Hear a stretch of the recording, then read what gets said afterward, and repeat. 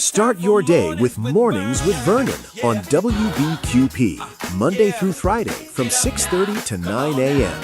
Watch on Channel 12 and listen on WBQP Radio on your phone, Alexa, or CarPlay. WBQP is your information station. It's time for Mornings with Vernon. Yeah. Yeah. Get up now. Come on now. Get up. For Mornings with Vernon. Get up now. Let's go. Get up now. Turn it up now. 1, 2, 3. Let's get it now.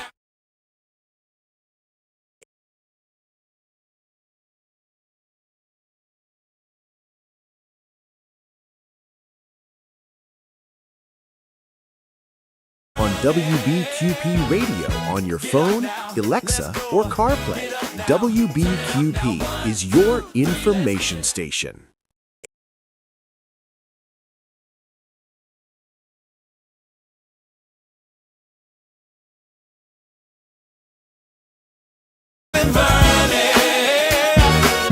Get up now. Let's go. Get up now. Turn it up now. 1, 2, 3. Let's get it now.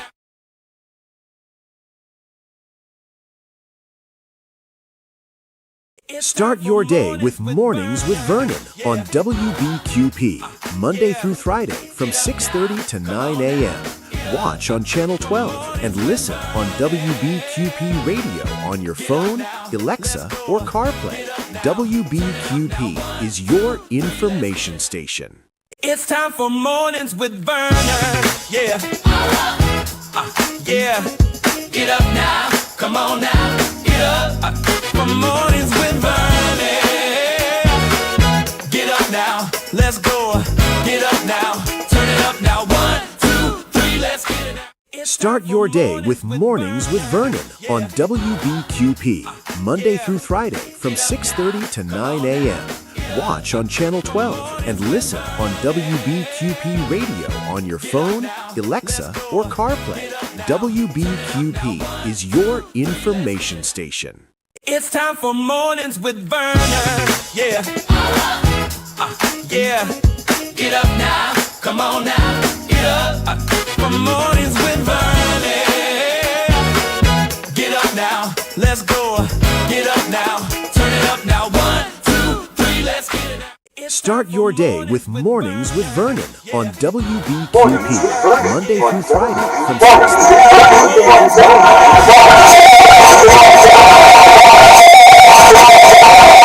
Come on now, get up. For Mornings with Vernon. Get up now, let's go. Get up now, turn it up now. 1, 2, 3. Let's get it now.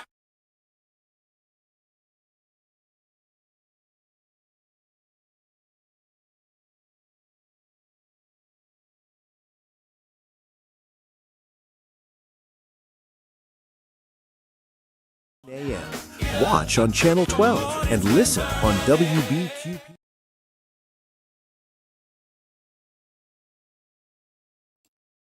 Good morning, Pensacola. Good morning, good morning, good morning. You got Vernon this morning. Yes, you do. Good morning, world. Good morning.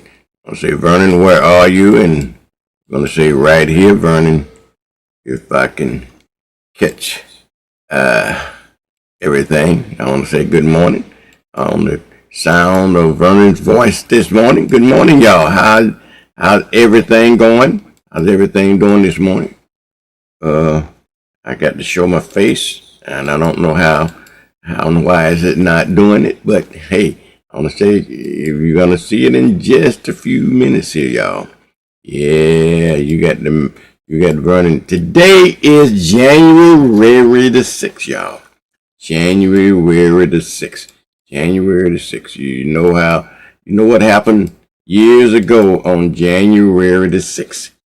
Yep. You know what happened years ago on January the 6th. So this is the, what is it, 2026, the 6th anniversary of January 6th. And we're going to be talking to somebody today about the insurrection that occurred some years ago. They trying to make sure that you forget about that insurrection. We're going to be talking to Miss Margaret Hofstetter a little bit later on in the morning.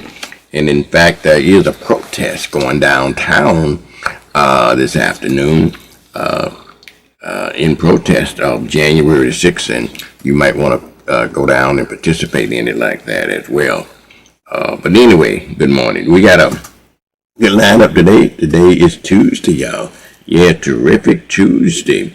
We're going to talk a little bit about what's going on in and around Pensacola. Yeah, we're going to talk about what's going on in and around Pensacola and in and around the world. Give a little few Black History notes. We're going to talk a little bit about the MLK month and give you a little bit of inspiration of some of the speeches of Dr. King, so you remember the legacy of King during the MLK month. We hopefully will be talking to Miss Shakita Payne today. She's going to be talking about jobs at ECUA. Jerry McIntosh is going to join us around the 8 o'clock hour as well. And I believe we're going to be talking to the mayor. If not, we're talking to the mayor. We're definitely going to be talking to Mr. Cliff Powell. He's a deputy administrator at NAS Pensacola. And we will also be talking with Mrs. Margaret Hofstetter around the 8:30 time frame about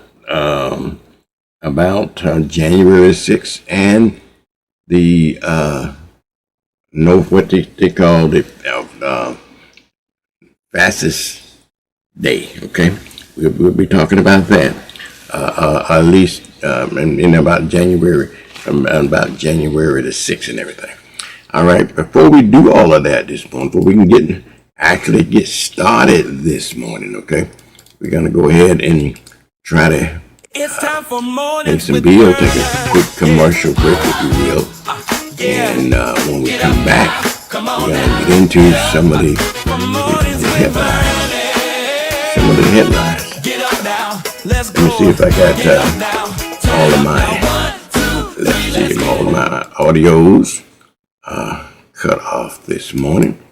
I know I don't. You know how it is when you get up early in the morning and sometimes you don't have all of the crust out of your eyes. Okay? You don't have all of the crust out of your eyes, and so therefore you got me this morning. Okay, you got me this morning.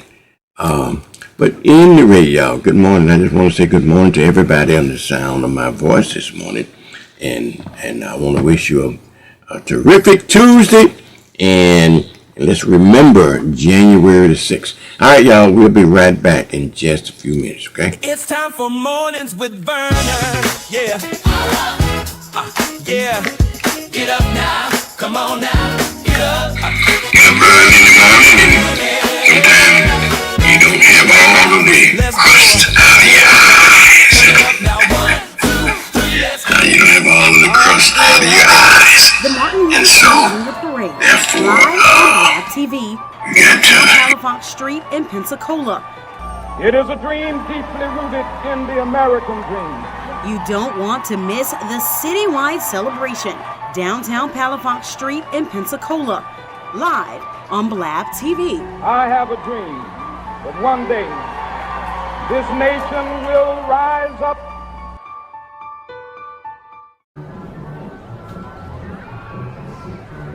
Some mobile companies make it hard to get a good deal. But at Cox Mobile, we know there's a better way to save. A smarter way. That's why we run on the network with unbeatable 5G reliability without breaking the bank. You'll pay as low as $30 per line. It's a win-win. Cox Mobile, the smart way to mobile.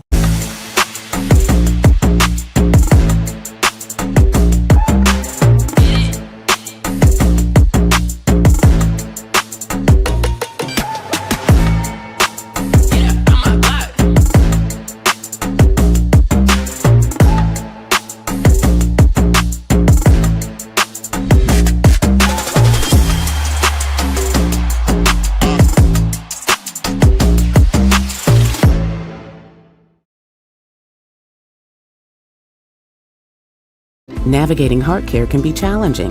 Baptist makes it better with the latest treatments and innovations and the area's largest, most experienced heart team ready to create a care plan just for you. All when you need us most. Let Baptist make it better. Baptist Healthcare.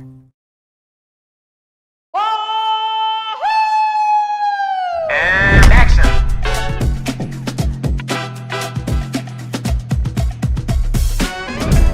Hey, it's Gambia. Today, we're talking trash, specifically bulk waste. Starting July 1st, 2023, bulk waste service will be call for pickup.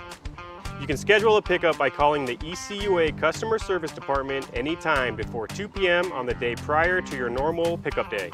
Bulk pickup is still included at no additional charge.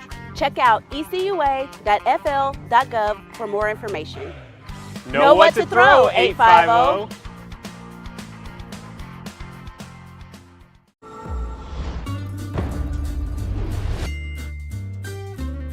Got projects in mind? A Pen Air home equity line gives you access to funds without the fees. Pen Air Credit Union. Join us.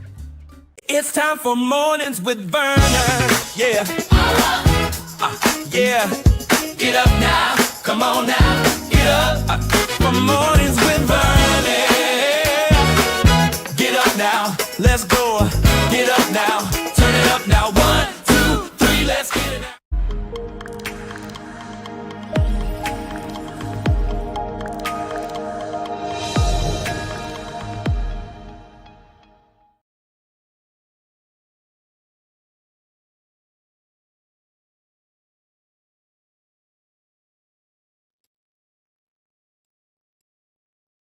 All right, Pensacola.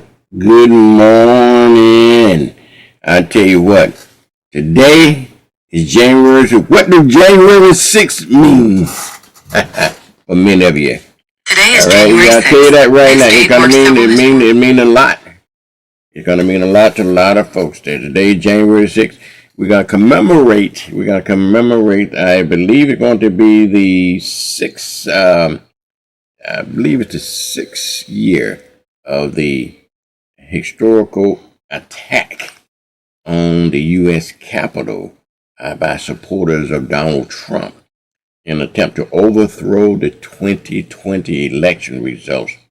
And it will go down in the annals of history, y'all. It will go down in annal history as one of the most divisive events that ever happened in American history, y'all. It's going to be one of the most divisive event going down in the annals of history. I can tell you, they got a lot of other events that's famous for January the 6th as well. It relate to Christianity. They had the fest of the Epiphany, celebrated the revelation of Jesus to the Gentiles. That was on January the 6th. Joan of Arc, believe it or not, was born on this day, okay, in 1412. I think she was born, Joan of Arc.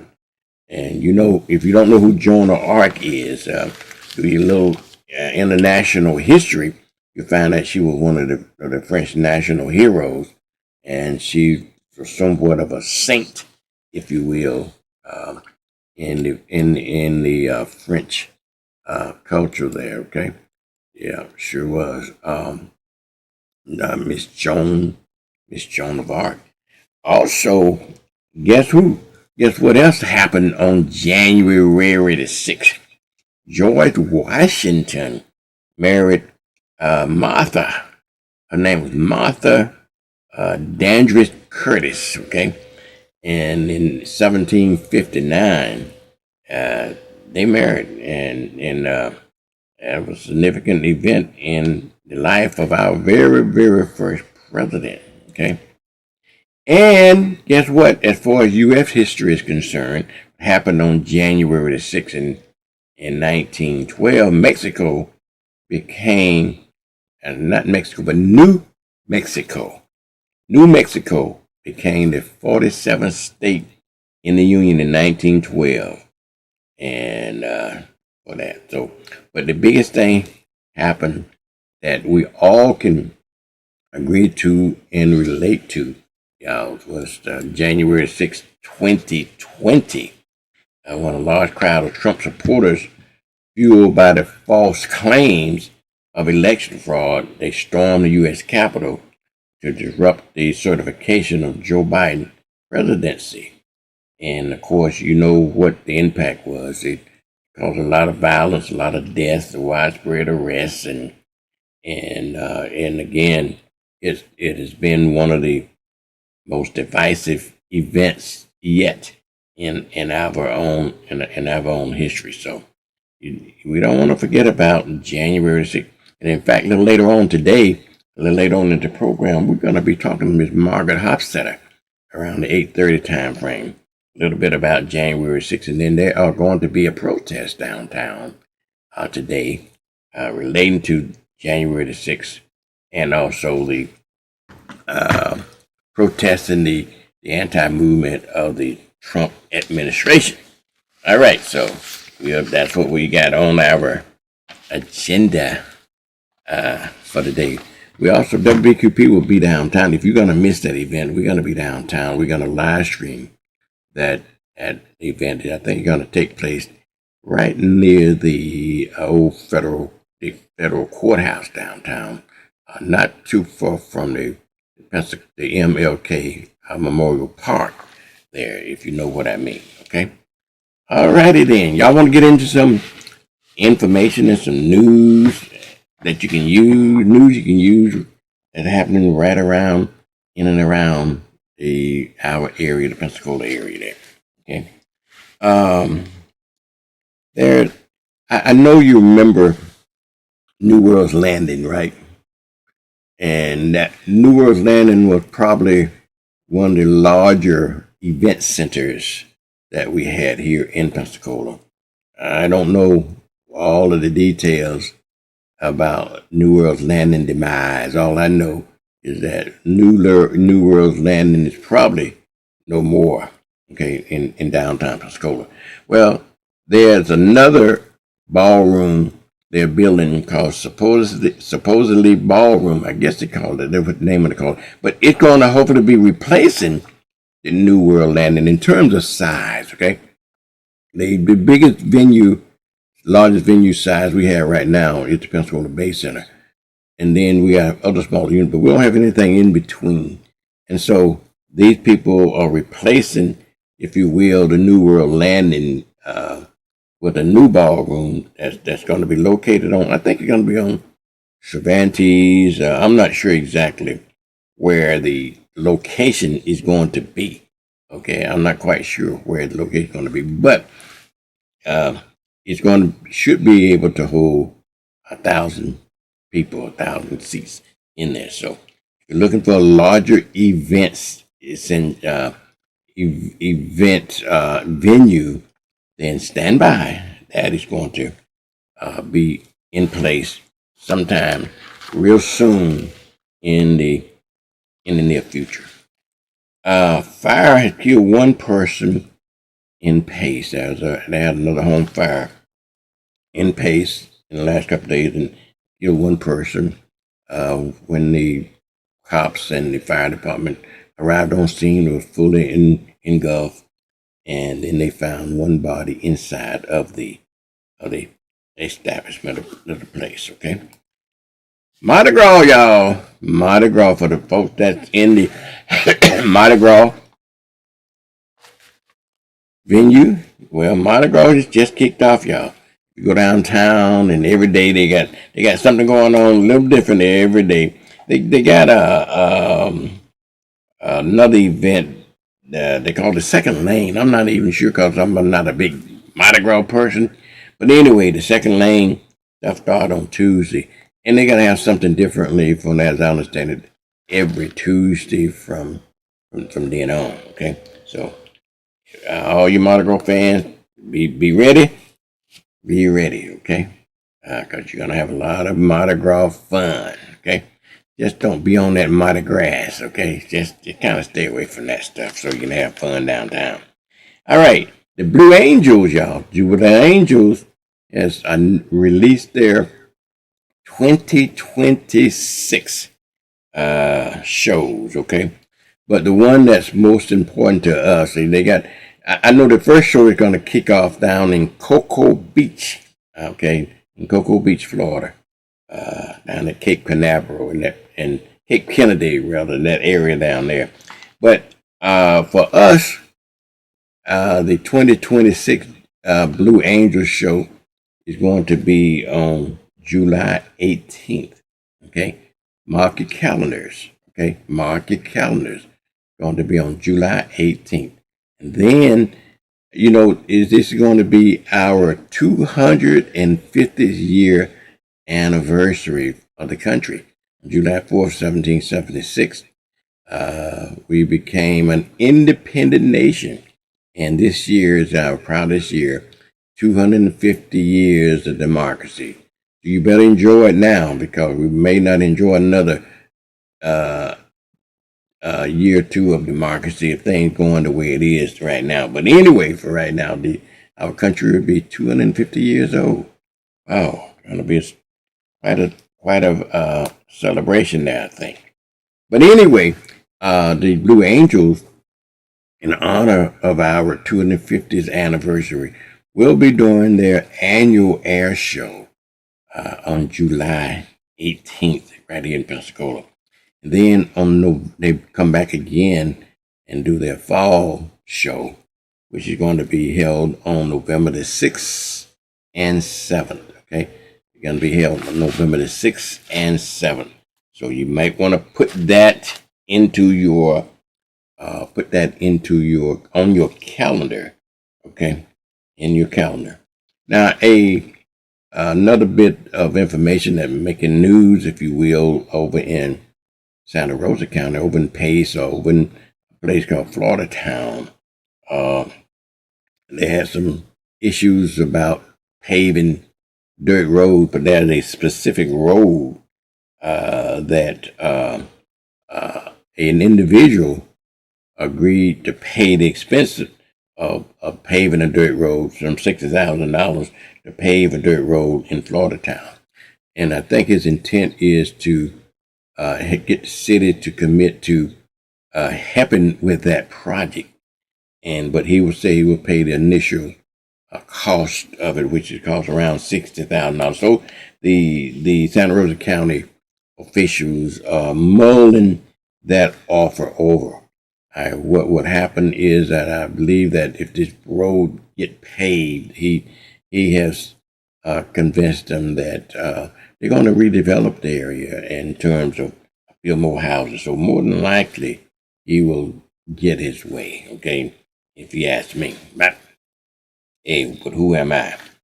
Also, over in Mobile, y'all, over right next door, Mobile, they had a shooting standoff, if you will. I believe that the officer responded to maybe a domestic violence event. And those events are really the toughest for law enforcement officers. You never know what to expect. And an officer, which was a black officer, he was a sergeant, a lieutenant, high-ranking officer. A lieutenant was shot and is in the hospital in critical but stable condition as a result of that shooting. And 2 other officers was hurt responding to the call. I'm assuming, you read the story, so like I said, I tell you the headlines, you read the stories and get your back issues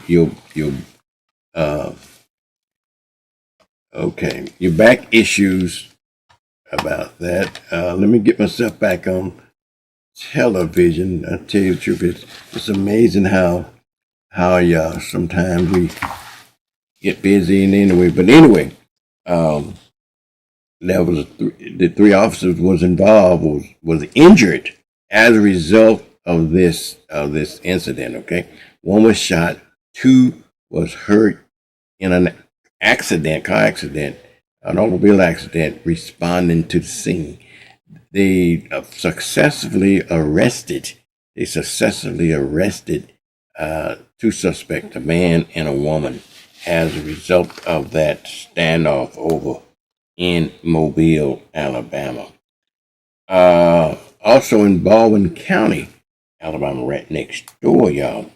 They arrested a Baldwin County school employee, and he has been indicted with 3 counts of child sex crimes. Okay, wow, child sex crime. This is a school employee. Amazing, absolutely amazing. Now, if y'all remember the Human Relations Commission, maybe you have forgotten, but back in, I guess in 1974, I can remember this very well. I was in the Navy at the time in 1974, and I remember in one part of my job was in the Navy. I used to teach race relations to officer candidates. Okay, I was an instructor at the officer candidate school on NAS, and the city of Pensacola and the Escambia County came together because they wanted to raise good race relations. And if you can remember the events that we had with Sheriff Royal Ontrainer, the events that we had that Reverend Matthews was fighting, the events that we had at Escambia High School. We had some tumultuous moments in Pensacola for a minute there. And so the city and the county officials got together back in 1974 to create the Pensacola Escambia County Human Relations Commission. It was jointly funded, as I understood it, and I remember when they stood it up because we was on the advisory board to help create the Human Relations Commission downtown. And I remember Mr. Eugene Brown as being one of the longest holding office holder of that office there. I don't believe he was the very first person. I can't remember the very first person to run that office, but for a long time, if you remember Eugene Brown, he ran that office for many, many years up until his almost probably before he died. He ran that office, and then as of late, they kind of scaled it back, and then they defunded it for a minute, and then they refunded it, and then Mr. Al Henderson took over the leadership of the Human Relations Commission. But now, after 50-some years, the Human Relations Commission is no more. Okay, the Human Relations Commission is no more. It has been completely defunded, and probably as a result of this climate of DEI in this current administration. But hey, it is what it is. Okay. Now, if you are a lottery player, sometimes you think you have to think of a lot of great numbers to win the lottery. Well, guess what? It could be as simple as ABC or 1, 2, 3 if you want to win the lottery. And they found in 3 different states, okay, now, Florida, California, and Virginia, winners of lotteries, numbers came in like 16, 17, 18, 19, and 20. That's true. 16, 17, 18, 19, and 20.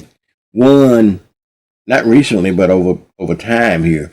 Those numbers came in 3 different states. Okay. Florida, California, and Virginia. So sometimes you have to sit there and think of all these random numbers. Sometimes they just fall in order. Okay, they fall in order. Also, statewide, they indicted the ex-chief executive officer of one of Florida's domestic violence nonprofit organization, and they charged her with fraud, and she has pleaded guilty, no contest, if you will, for that incident. Okay, you know, she was the CEO of Florida Domestic Violence. So, wow, you take that, put that in your pipe and smoke it. Also, nationwide, around the nation, y'all, flu cases are up again. You know, you can't get me to talk any more seriously than I can talk about flu. This new strand of flu is serious. And now, with the recommendations of all the cutbacks of immunization based in the Trump administration and Kennedy, that you might want to be very careful and very selective and do what you need to do, and you may not want to listen to some of this recommendation because they don't recommend you getting certain shots for certain things, and they've been scaling back. And in fact, I was reading just yesterday that the CDC has scaled back 6 of its recommended immunizations. You know, they had 17 that they recommended for children. Now is only 11. They scaled back 6 of them, and for different reasons. And flu was one of them. Okay, y'all remember when you're in school, you had to take your flu shots and so forth. Okay, all I remember is that when I was in school, we had mandatory flu shots and everything. Different shots for different things. Shot day, well, we call it shot day. And everybody were running around crying and all this hurt and all this kind of stuff. But apparently it did a lot of good over the years. So, and I don't know the current thinking of not continuing that policy. Okay, but time will tell whether or not they were right or not. Okay, time will tell that. I do know the difference between before we had those shots and after we had those shots in terms of people health and even their longevity. I remember a lot of sick kids coming to school, but after we started taking shots and everything, you know, we didn't have as many issues as we had before. Hey, it is what it is. Up around Century, and it's probably as a result of the Trump administration cutting back on SNAP funds and stuff like that. They got a stock has reopened in this up in the North Central area that gives out free diapers and formulas, you know, and baby supplies. Okay, they are now reopened. Okay, they are now reopened, and so that tells me that if you up in that area, if you need supplies and so forth, and a lot of that as a result of SNAP benefits, a lot of that as a result of Medicaid and so forth. You see a lot of that. Also, folks, I have to tell you this too: if you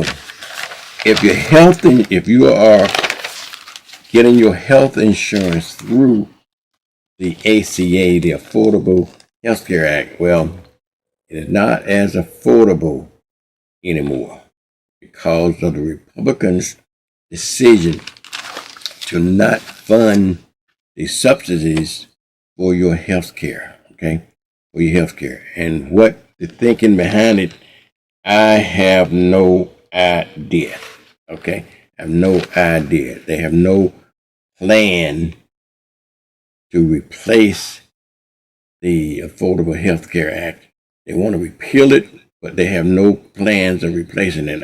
And for the life of me, I do not understand why rich people would want to put that burden on poor folks.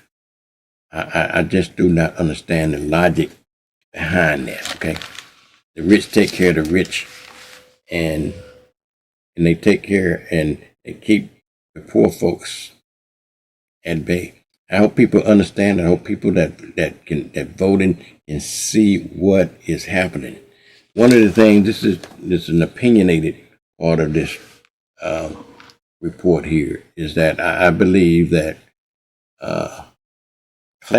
we have a class system that is worse than our race system. Okay, I know we divide people many times among race, and I think that's a false flag to keep people from seeing it's a class system.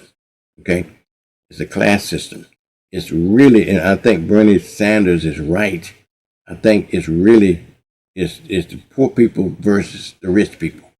There's a lot more poor people than rich people. In fact, 97% of only, let me put it this way, only three. These statistics are rough estimations. There's 3% of the wealth in this, the 3% of the people that control the wealth, 97% of the wealth in this country. Okay, 3% of people controls 97% of the wealth in this country, which means rich getting richer, okay, and the poor getting poor. And they've designed it that way because of greed, and they want the greed so the rich can control the poor. One of the things we're going to talk about a little later on throughout the year and throughout this broadcast is that if poor people ever wake up to see what's happening, and then we could have a major change in this country. But as long as we keep the poor people uneducated, and as long as we keep the poor people in the dark, then we're not seeing the light, and the rich people continue to get rich. And how can we not see that? I do not understand that. One of the things that Dr. Martin Luther King, since this is MLK, this is MLK month, okay? One of the things that Dr. King, one of his last venture that he went on, okay, is what he called the Poor People's March by Dr. King, okay, the Poor People's March. And he recognized that this is not necessarily, it is about, but not necessarily about race. It is about race, but it's more about dividing poor people, and it's rich versus poor. It's more of a class kind of a system, okay, a class system. And as long as the poor folks are ignorant, and long as the rich folks profiting from the poor people, then their wealth will continue, okay? Their wealth will continue. And that is the idea behind a capitalistic society. You know, the rich get richer and the poor get poor.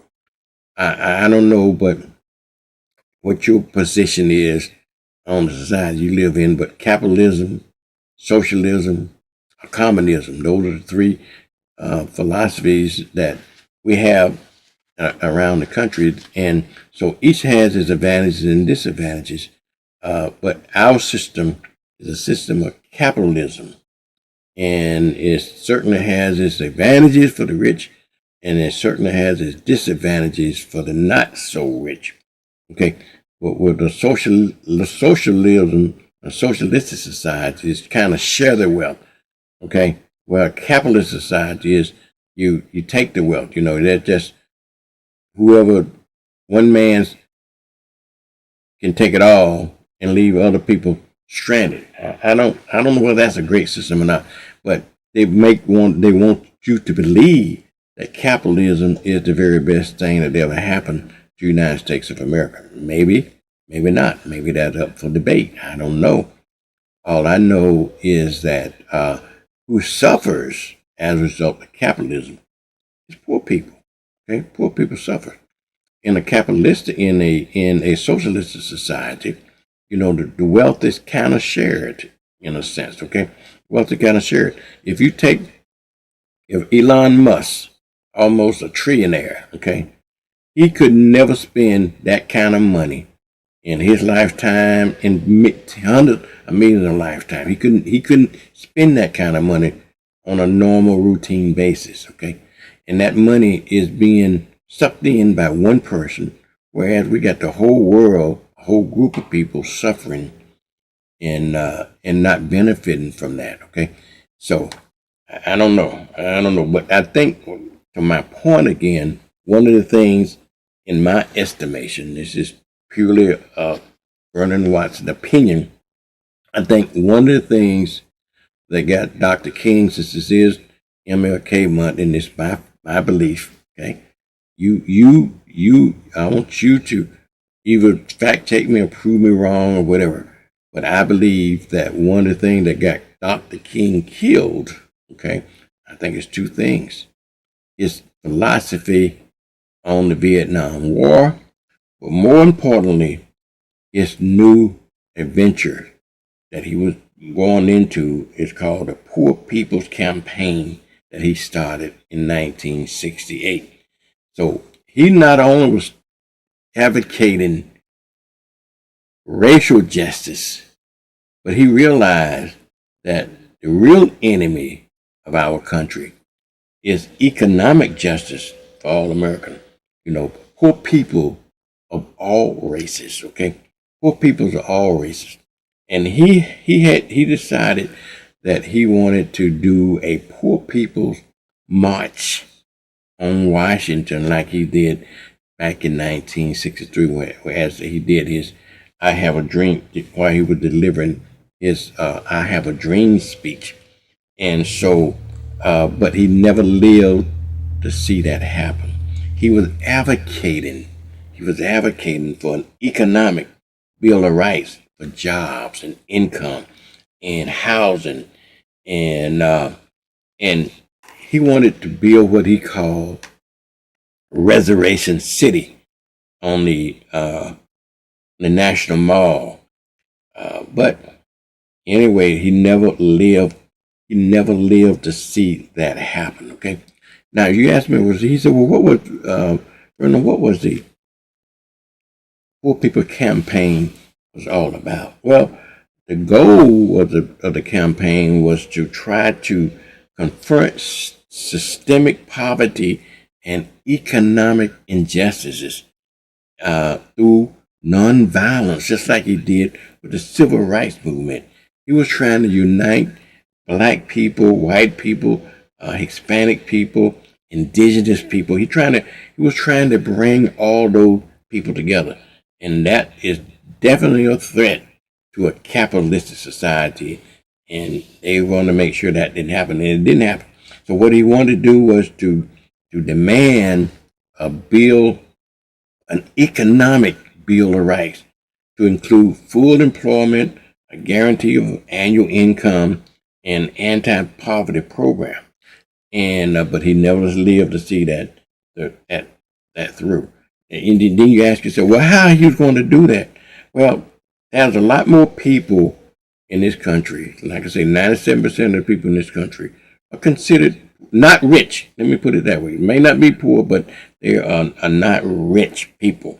And so what he wanted to do is have a poor people's march to Washington, have waves of poor people travel to Washington, set up a temporary, that's what it was called,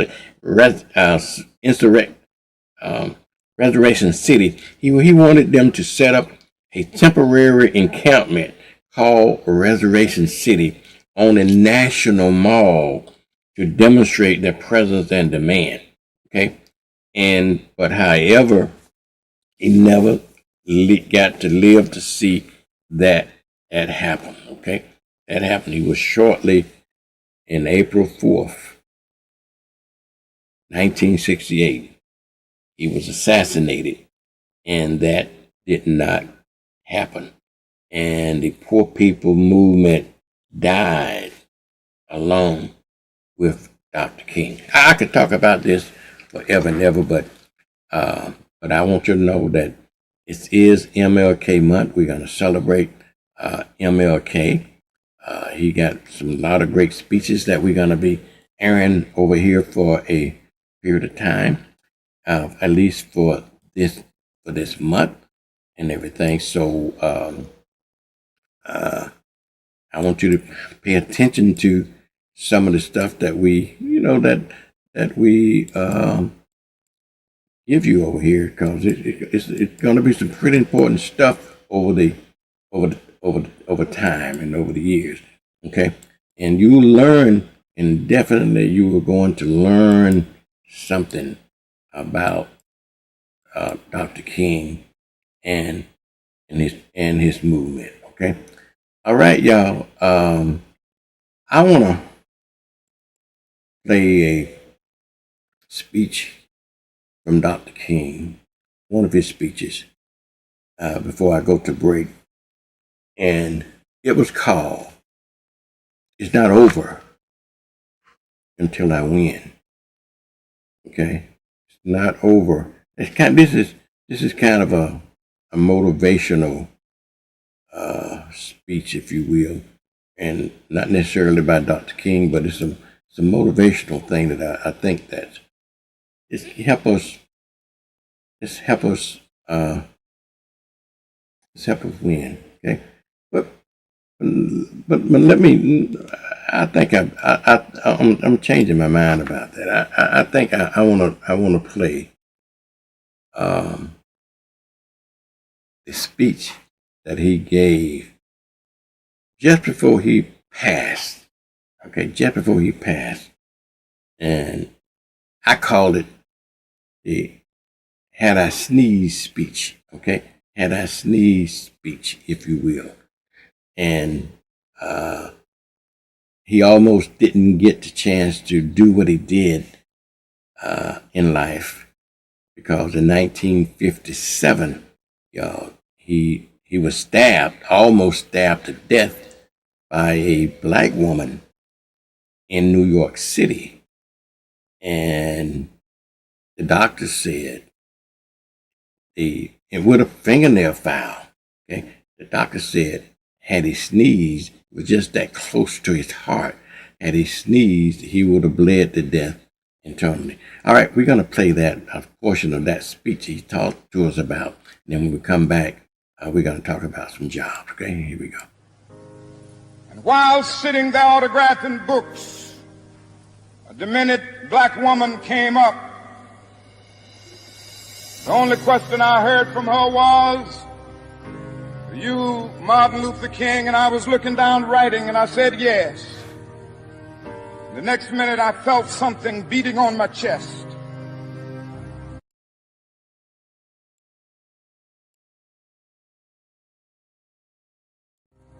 Before I knew it, I had been stabbed by this demented woman. I was rushed to Harlem Hospital.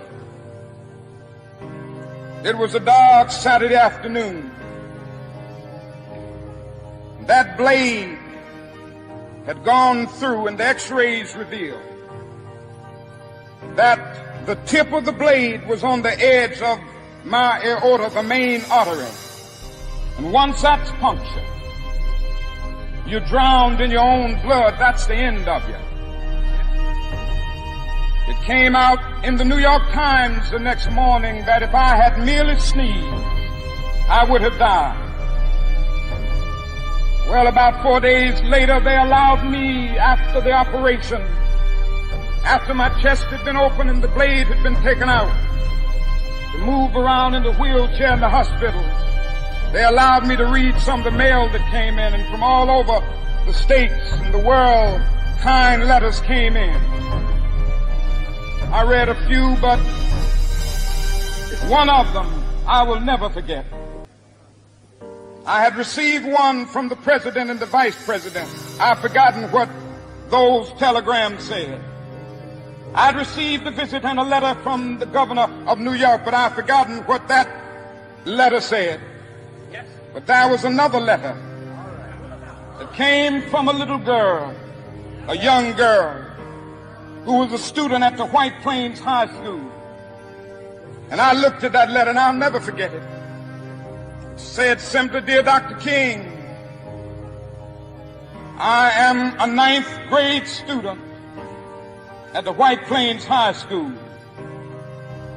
She said, while it should not matter, I would like to mention that I'm a white girl. I read in the paper of your misfortune and of your suffering. And I read that if you had sneezed, you would have died. I'm simply writing you to say that I'm so happy that you didn't sneeze. I want to say tonight that I too am happy that I didn't sneeze, because if I had sneezed, I wouldn't have been around here in 1960 when students all over the South started sitting in at lunch counters.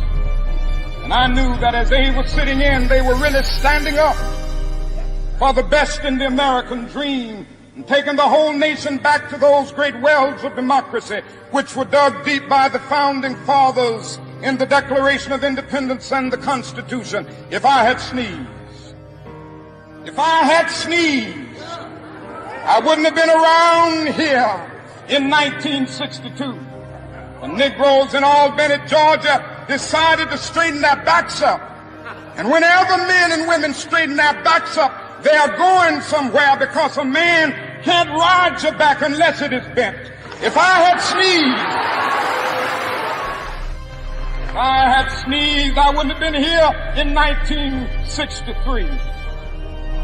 Black people of Birmingham, Alabama, aroused the conscience of this nation and brought into being the Civil Rights Bill. If I had sneezed, I wouldn't have had a chance later that year in August to try to tell America about a dream that I had had. If I had sneezed, I'm happy tonight. I'm not worried about anything. I'm not fearing any man. Mine eyes have seen the glory of the coming of the Lord.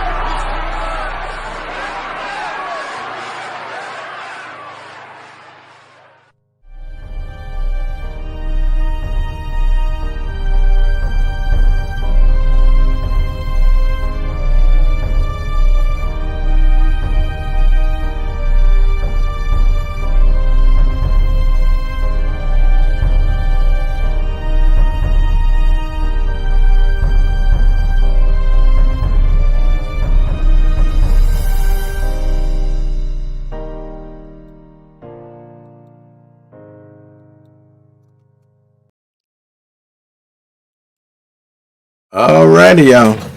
Wow. Powerful. And I sneezed. Okay? And I sneezed. That's Dr. Martin Luther King. Alright, y'all. We're going to be doing a lot of that throughout the month of January. But right now, I want to take a commercial break. When we come back, hopefully we're going to be talking to Mrs. Shakita Payne from ECUA. All right, so y'all stand by, okay? Tell everybody that we're on this morning, okay? It's time for Mornings with Vernon. Yeah. Yeah. Get up now. Come on now. Get up. For Mornings with Vernon. Get up now. Let's go. Get up now. Turn it up now. 1, 2, 3. Let's get it out. Navigating healthcare is hard. Baptist makes it better. With convenient locations, easy scheduling, and skilled, compassionate doctors, all when you need us most. The next time you need care, let Baptist make it better. Baptist Healthcare. I still have a dream. The Martin Luther King Jr. Parade, live on Blab TV, downtown Palafox Street in Pensacola. It is a dream deeply rooted in the American dream. You don't want to miss the citywide celebration, downtown Palafox Street in Pensacola, live on Blab TV. I have a dream that one day this nation will rise up.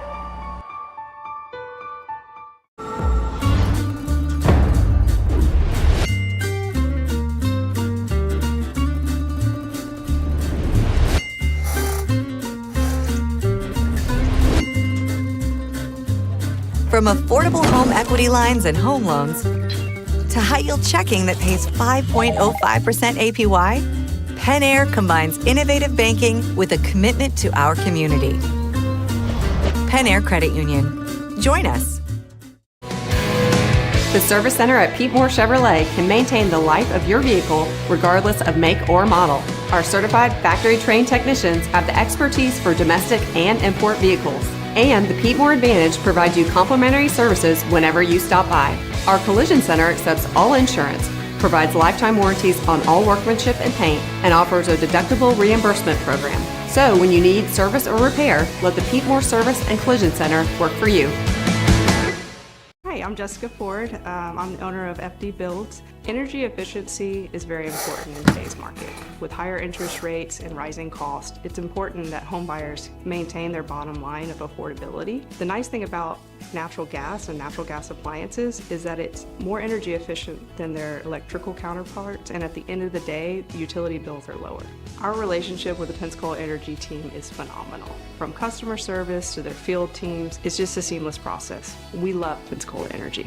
I still have a dream. The Martin Luther King Jr. Parade, live on Blab TV, downtown Palafox Street in Pensacola. It is a dream deeply rooted in the American dream. You don't want to miss the citywide celebration, downtown Palafox Street in Pensacola, live on Blab TV. I have a dream that one day this nation will rise up. Looking to start a career or change your current career? Pensacola State College is the place for you. Choose from short-term, high-demand career and technical education programs ranging from commercial vehicle driving to medical assisting. Call 850-484-2000. It's time for Mornings with Vernon. Yeah. Yeah. Get up now. Come on now. Get up. For Mornings with Vernon. Get up now. Let's go. Get up now. Turn it up now. 1, 2, 3. Let's get it now.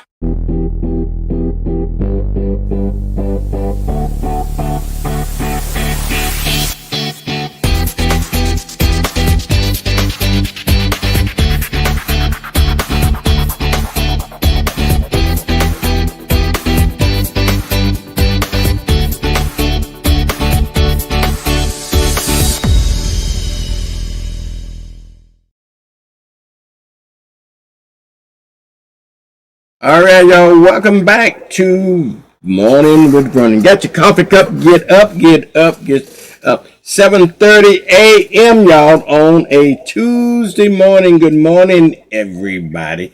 Now, you know what time it is? It is time for you to find you a job. That's what time it is. Time you get you a job this morning. And no other than Miss Shaquita Payne from ECUA. She the job, I call her the job lady. Hey, Sugar, how you doing this morning? I'm good. How are you doing this morning? Happy New Year. Well, thank you, and Happy New Year to you. Yeah, how you know, we hadn't talked since last year, and so was Santa Claus good to you?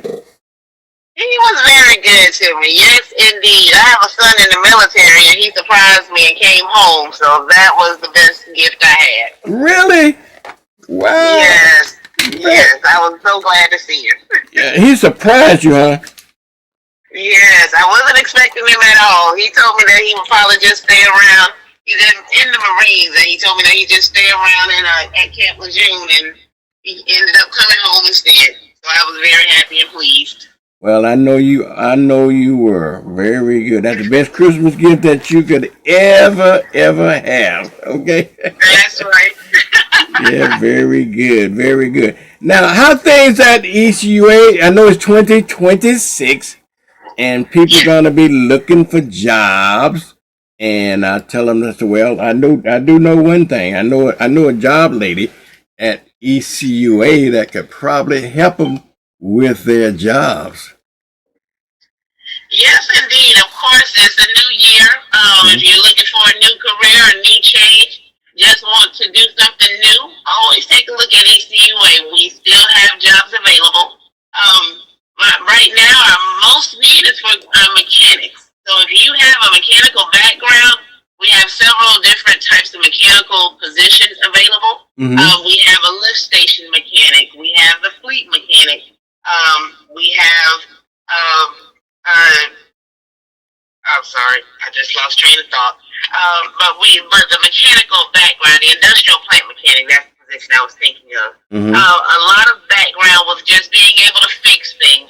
Of course, with the lift stations, you're going to be fixing the lift stations around the county, helping to maintain those, keeping the generators working. So when you flush your toilet, things will go the correct way. Of course, with the fleet mechanic, we're making sure that our trucks and our vehicles are up and running, that we're able to get the trash and yard debris and everything else available out there that needs to be picked up. So we, of course, need the mechanics to make sure that our trucks and our equipment is running. And then, of course, with the industrial plant mechanic, they're working on the different equipment we have at our different facilities, whether it's the water reclamation facility, whether it's the recycling facility. They're working on those equipment. So we need the mechanics to fix those bigger types of equipments as well. So definitely go to our website, which is www.ecua.fl.gov. Click on careers, then current opportunities, and you'll see all the jobs that I just listed and a few more that you may be interested in as well. All right, give them that website again, Shaquita, so they know. Sure, it is www.ecua.fl for Florida.gov for government. All righty then. And they can, when they go there, what do they need to do? When you go to our website, you're going to look at the top right corner. There should be a button that says careers. So you're going to click on that button. Once you click on it again, you may have to click on careers again, but you're going to look for the tab that says current opportunities. Those are all the jobs that we have open and are looking to fill right now. Okay. And I got the website up so they can see what I'm talking about, and we can go right along with them. When you go in there, folks, I just want to repeat what you said, because sometimes we have to get our pencil or get our phone out to put in there. But go to ecua.fl for Florida, fl.gov, okay?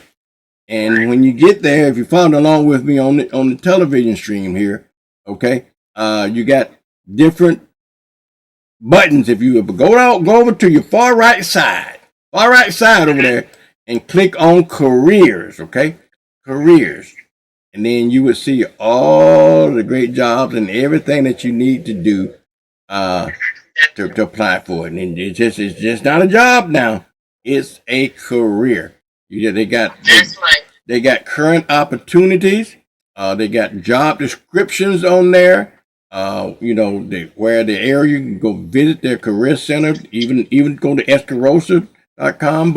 But more than that, just click on the current job opportunities and find a job that you qualify for. You're gonna have to qualify. But just like Shaquita said, they got fleet mechanics, they got lift station mechanic, they got M&C warehouse and administrative man. What's M&C means, Shaquita?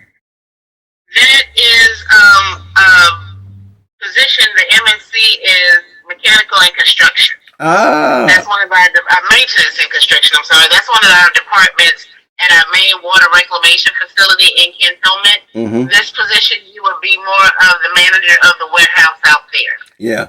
And and it pays. It only pays $111,000, almost $112,000 a year, y'all. So if you got experience in that, you might want to consider that. Okay.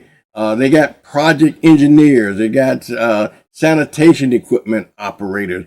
They got utility service collection, wastewater operator, on and on and on. But you select that page. Next, can they also go in? And if they don't see anything on there that they like, okay, or they don't qualify for just yet, can they put in an interest card or something like that? Most definitely. If they go to the tab that says job description, that gives them a listing of every job we have at ECUA.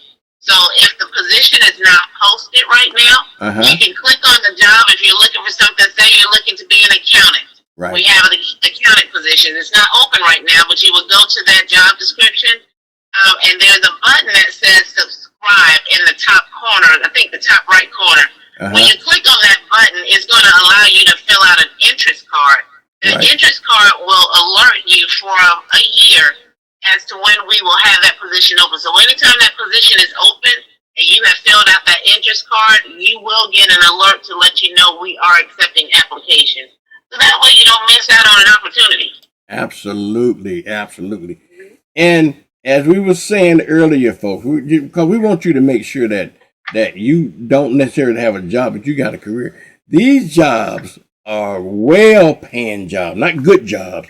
These are well-paying jobs, and they're jobs with benefits. You know, they pay you paid holidays. You get annual and sick leave, and you get the health and dental and vision and plans and life insurance and disability insurance, and you get deferred compensation retirement saving plan, and you get tuition assistance, and you get employee assistance, and on and on. And if you got if your job requires uniform, you can get your uniform supplied.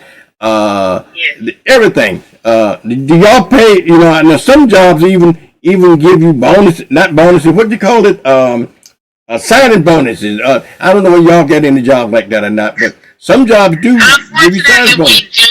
We do not do the sign-on bonuses, but I will say it's just a bonus to be able to have a position with ECUA because there's so many opportunities that you have available. Yeah. We are a governmental entity, so you would be a part of the Florida retirement system. To me, that's one of the best retirement systems ever that I've ever been a part of, because the employees are only putting in 3% to their retirement.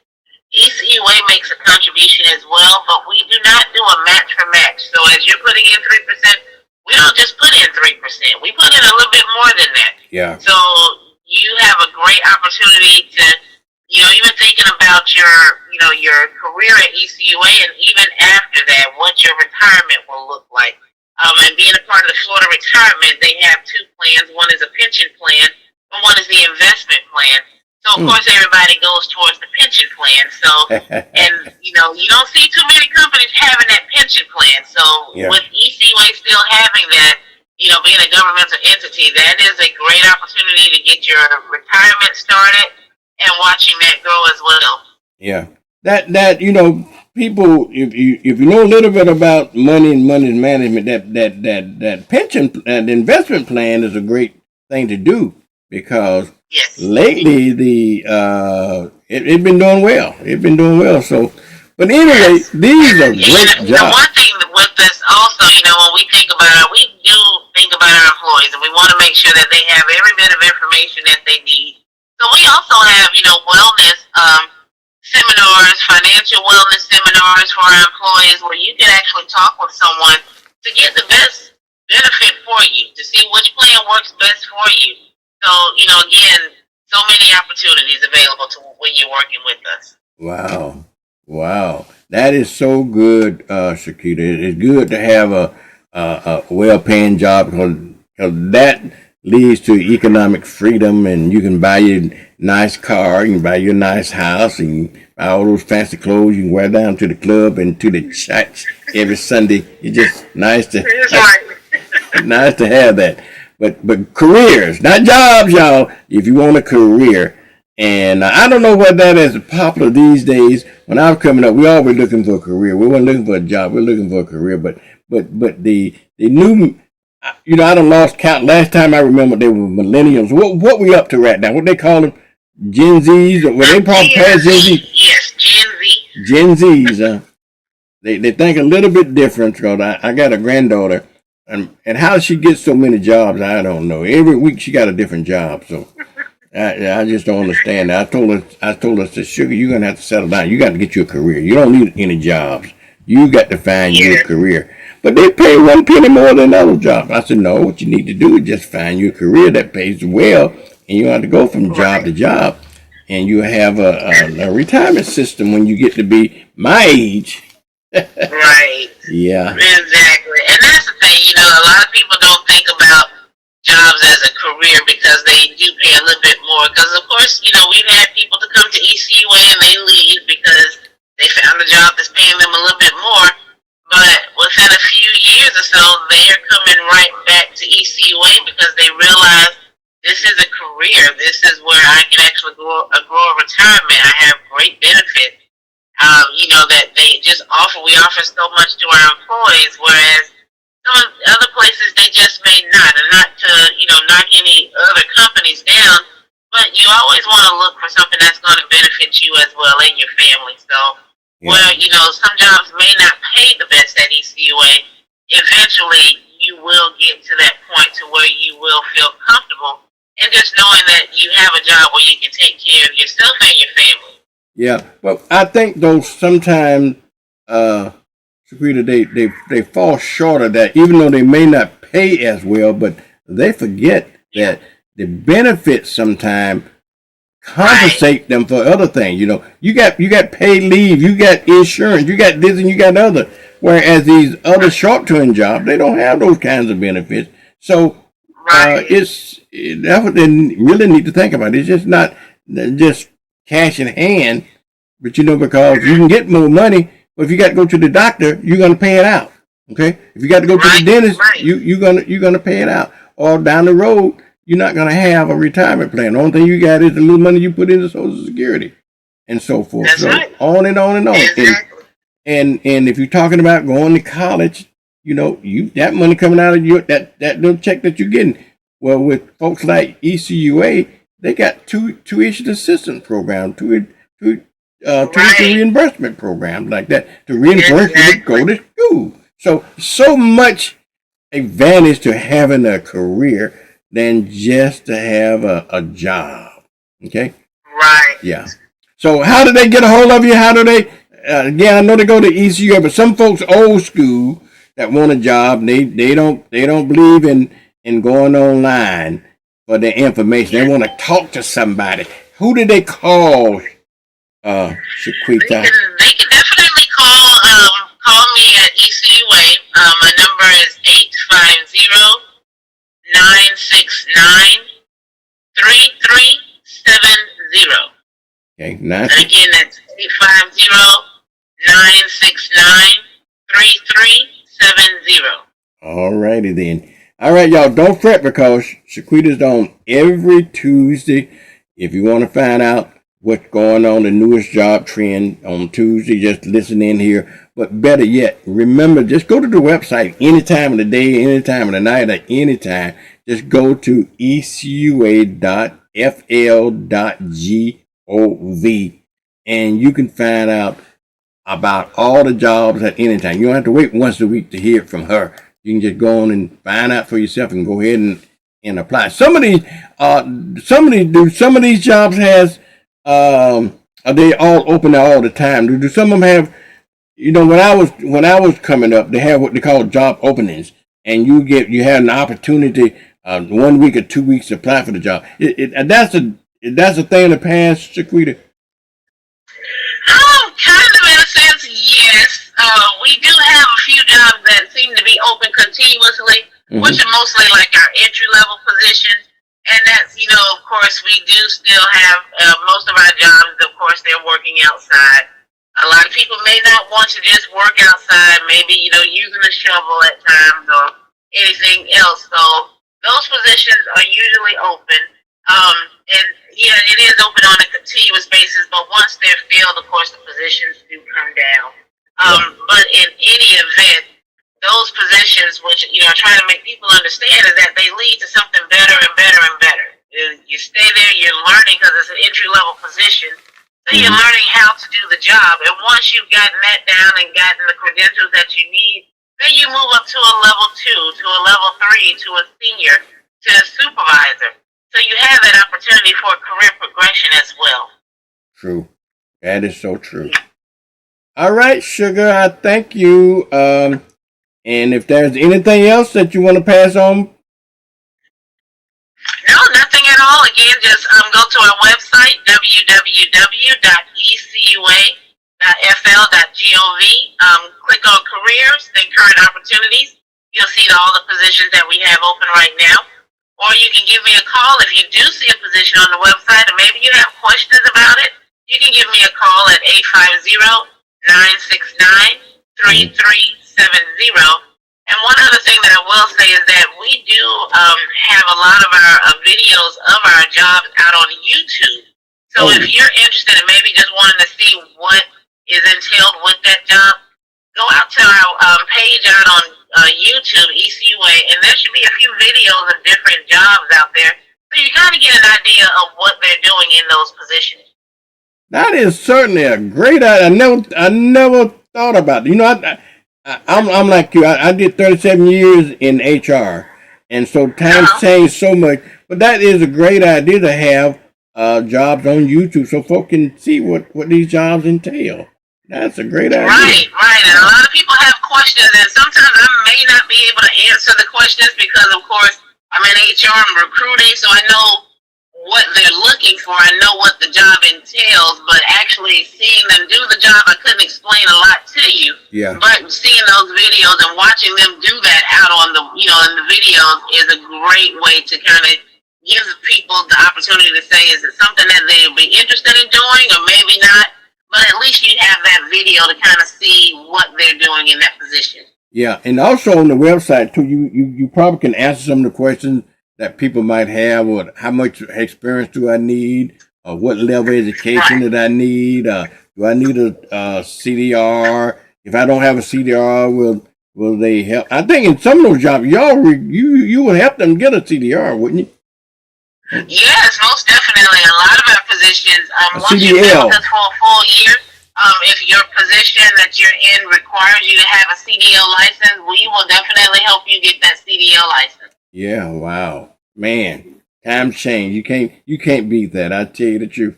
I wish those opportunity was when I was coming up. I'd probably be president of the United States now. But anyhow, well, it don't take much experience these days to do that. Okay. All right, Shanita. Thank you, Shaquita. I really appreciate you coming on. And if nothing else, we'll see you again next Tuesday. See or hear you next Tuesday. Prefer to see you, but what can I say? All right. We'll continue to work on it. All right, we'll do that. Okay. Thank you, Sugar. We'll talk later. All right. Bye, y'all. That is Miss Shaquita Payne, y'all, of ECUA. Miss Shaquita Payne of ECUA. If you want a job with the Escambia County Utility Commission, the Emerald Coast Utilities Commission. You know, it used to be Escambia County at one time, but that's been a long time ago. But it's called Emerald Coast Utility Authority now, and they got some real great paying jobs, y'all. Great paying jobs. Okay. All right, y'all. I'm going to a commercial break, but when I come back, y'all, from the commercial break, hopefully we'll be talking to Mr. Jerry McIntosh about what's going in and around on the political field as we go on. And then we also going to share a little bit about Black history. We're going to talk about the upcoming MLK parade and all the other events that's going on in and around our city, in our county, in our area. We'll be right back, y'all. It's time for Mornings with Vernon. Yeah. Yeah. Get up now. Come on now. Get up. For Mornings with Vernon. Get up now. Let's go. Get up now. Turn it up now. 1, 2, 3. Let's get it out. Stash your money somewhere smarter.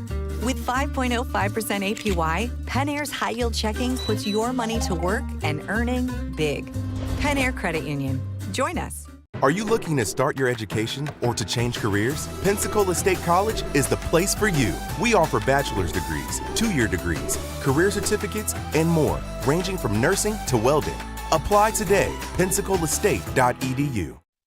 Sonia Bay's Botanicals is a local wellness boutique that specializes in infused fruit juices, medicinal herbal tea remedies, clean hair and body care, and herbal infused sea moss gels, which can be purchased 1 for $25 or 2 for $40. This sea moss contains 92 of the body's 102 essential minerals used to increase energy, relieve pain and inflammation, and improve blood pressure, and more.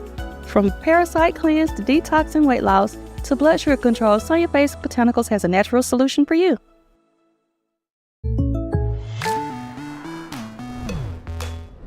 The State Farm Personal Price Plan helps you create an affordable price just for you. Call State Farm agent Arthur Searcy for your personal price plan today. I remember these. Will I have the money to send my kid to college? Well, that's specific. How long has that been there? 7-letter word for a bank that helps you reach your goals. Synovus. Order for Synovus? Thank you. Are you Synovus? Yes. Are you gonna ask or should I? A solid financial future doesn't happen by chance. Let's talk about your potential today. I still have a dream. The Martin Luther King Jr. Parade, live on Blab TV, downtown Palafox Street in Pensacola. It is a dream deeply rooted in the American dream. You don't want to miss the citywide celebration, downtown Palafox Street in Pensacola, live on Blab TV. I have a dream that one day this nation will rise up. Viola's Menswear, 2727 West Cervantes Street, Pensacola, Florida. Gentlemen, fine clothing at an affordable price. Suits starting at $139. Dress, shoes, hats, and accessories. Here at Viola's Menswear, 2727 West Cervantes Street in Pensacola, Florida. Call today at 429-7146, 2727 West Cervantes Street in Pensacola, Florida. It's time for Mornings with Vernon. Yeah. Yeah. Get up now. Come on now. Get up. For Mornings with Vernon. Get up now. Let's go. Get up now. Turn it up now. 1, 2, 3. Let's get it now. BQP is where you need to be.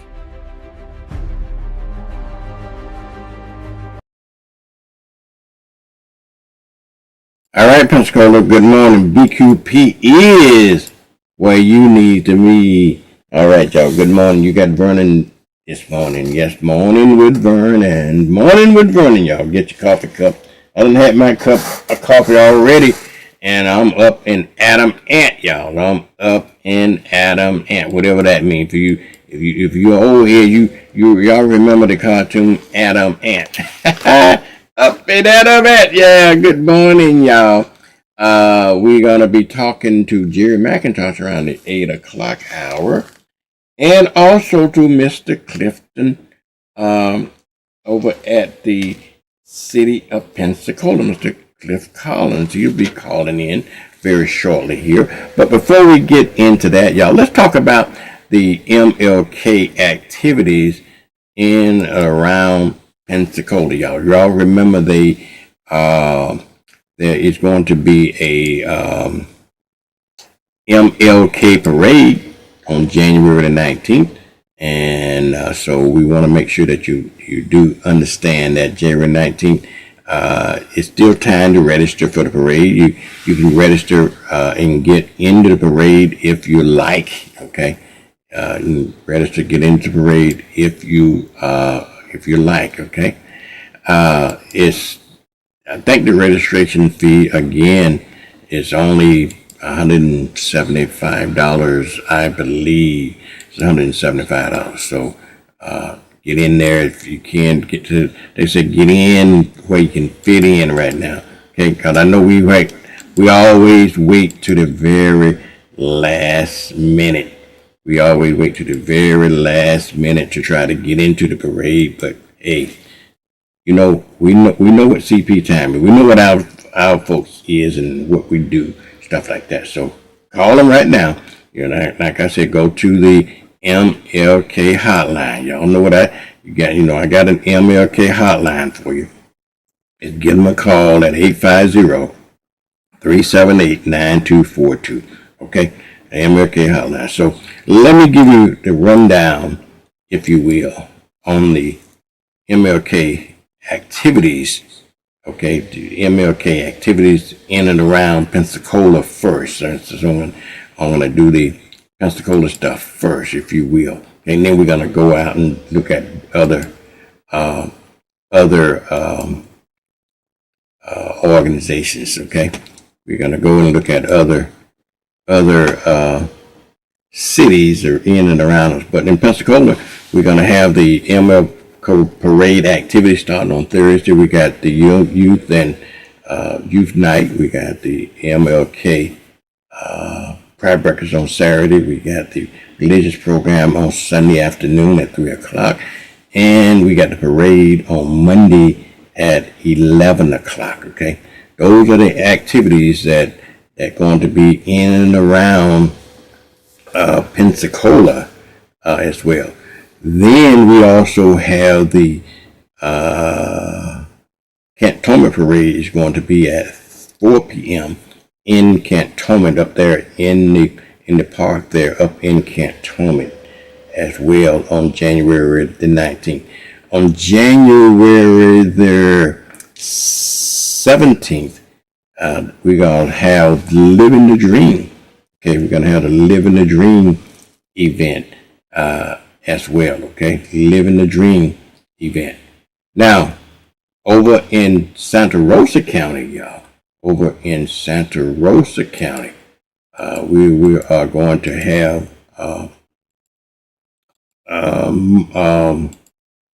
let me get my ducks in a row here.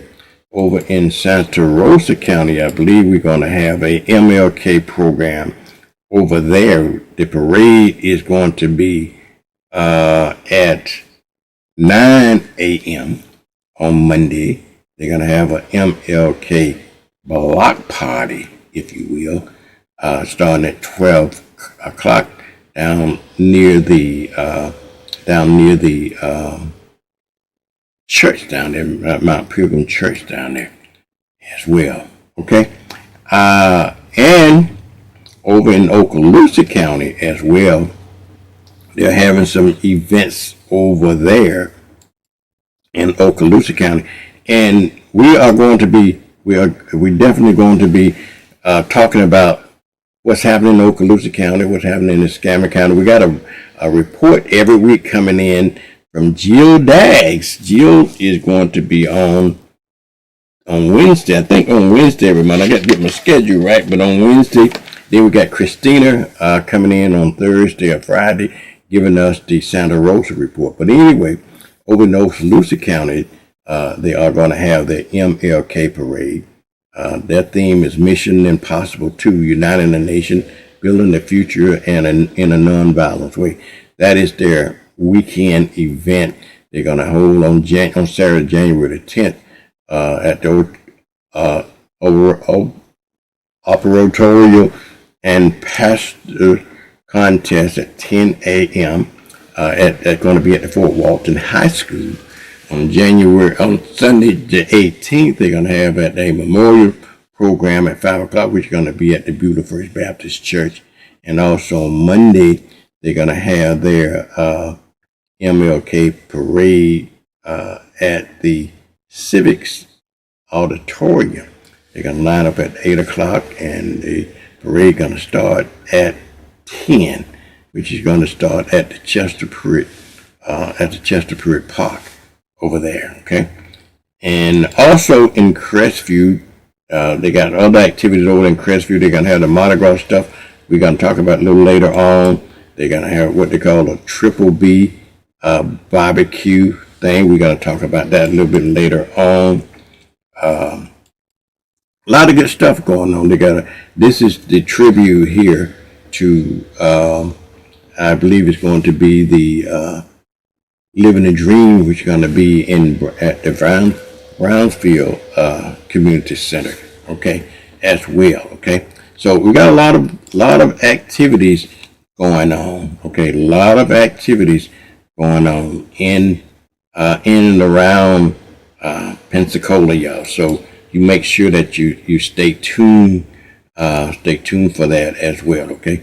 A lot of stuff is going on for our program. All right, y'all, it's about 8 o'clock time frame, and I got a special guest this morning, which we have every Tuesday morning. we get a report from the mayor's office, and true to form, if not the mayor, it's the very next best thing to the mayor. We got Mr. Cliff this morning. Cliff, how you doing this morning? Hey, I'm doing well. How about yourself? You doing okay? Yeah. Can you hear me all right? I can hear you all right. Bring your camera down just a little bit so I don't have so much headroom. There we go. Looks real good. Looks real good. How you doing this morning? I'm doing great. How about you? I am doing good. Folks, this is Mr. Cliff Collins. Cliff, tell everybody your position at the city of Pensacola. Wait a minute. I'm having an echo on my end here, and I want to try my earbuds and see if that helps. Okay. Does it help? Can you hear me now? Yeah, I can hear you. The earphone helps? No, I didn't switch over yet. And okay. Let me just give it 1 second. It looks like it's trying. All righty. But while you wait, my position here is it's an associate city administrator position. I'm going to go without the earbuds because for whatever reason these things are not working. But I'll go without it. So it's an associate city administrator position, and I will say the position is evolving as the days goes on. I mean, I came here to sort of work strategic initiatives, and now I'm not only working strategic initiatives, but I'm also running departments as well. I think I lost you. Able to hear me? You able to hear me now, right? I was trying to eliminate the double talk here, but I don't think did we do it. I don't think we did it, did we? I can hear you. Yeah, I'm clear. Are you able to hear me now, right? I am. Yes. Okay. All right, but we still can you still getting double voice, right? Double talk. Yeah, I'm hearing a double talk. What is that? I don't know. I got to figure out I changed the computers this weekend, and I don't know what I'm doing or why I'm getting a double voice. I don't think it's on your end. I think it's on my end. I'm gonna have to figure it out some kind of a way. I have to be able to do that. Let me try okay. one thing real quick. I'm gonna leave and I'm gonna come right back. Okay. All right. Do that. Yeah. But anyway, we got Mr. Cliff Collins of the city of Pensacola. Okay. City of Pensacola. And we're also going to be joined by Jerry McIntosh as well. And so we got a lot of things going on this morning. And we later on, about 8:30, we're going to be talking to Ms. Margaret Hefsetter about January the 6th and so forth. Okay. And I want to make sure that we get that done. I want to see if I can find Cliff coming back in. Okay, Cliff, are you able? I see you now. Are you able to? Well, or did we able? No, because I still see you twice for some reason. I think it's on my end. If you can bear with me today, I'll easily figure it out some kind of way while we getting this double talk. Okay. All right. Yeah, and phone down just in case. You just never know with all this electronic stuff going on. But anyway, well, thanks again for having me.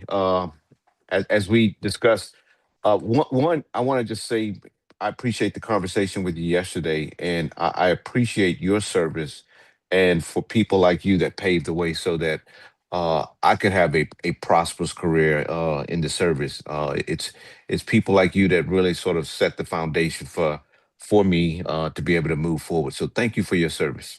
No problem. No problem. Thank you for your service. Yes, sir. Yes, sir.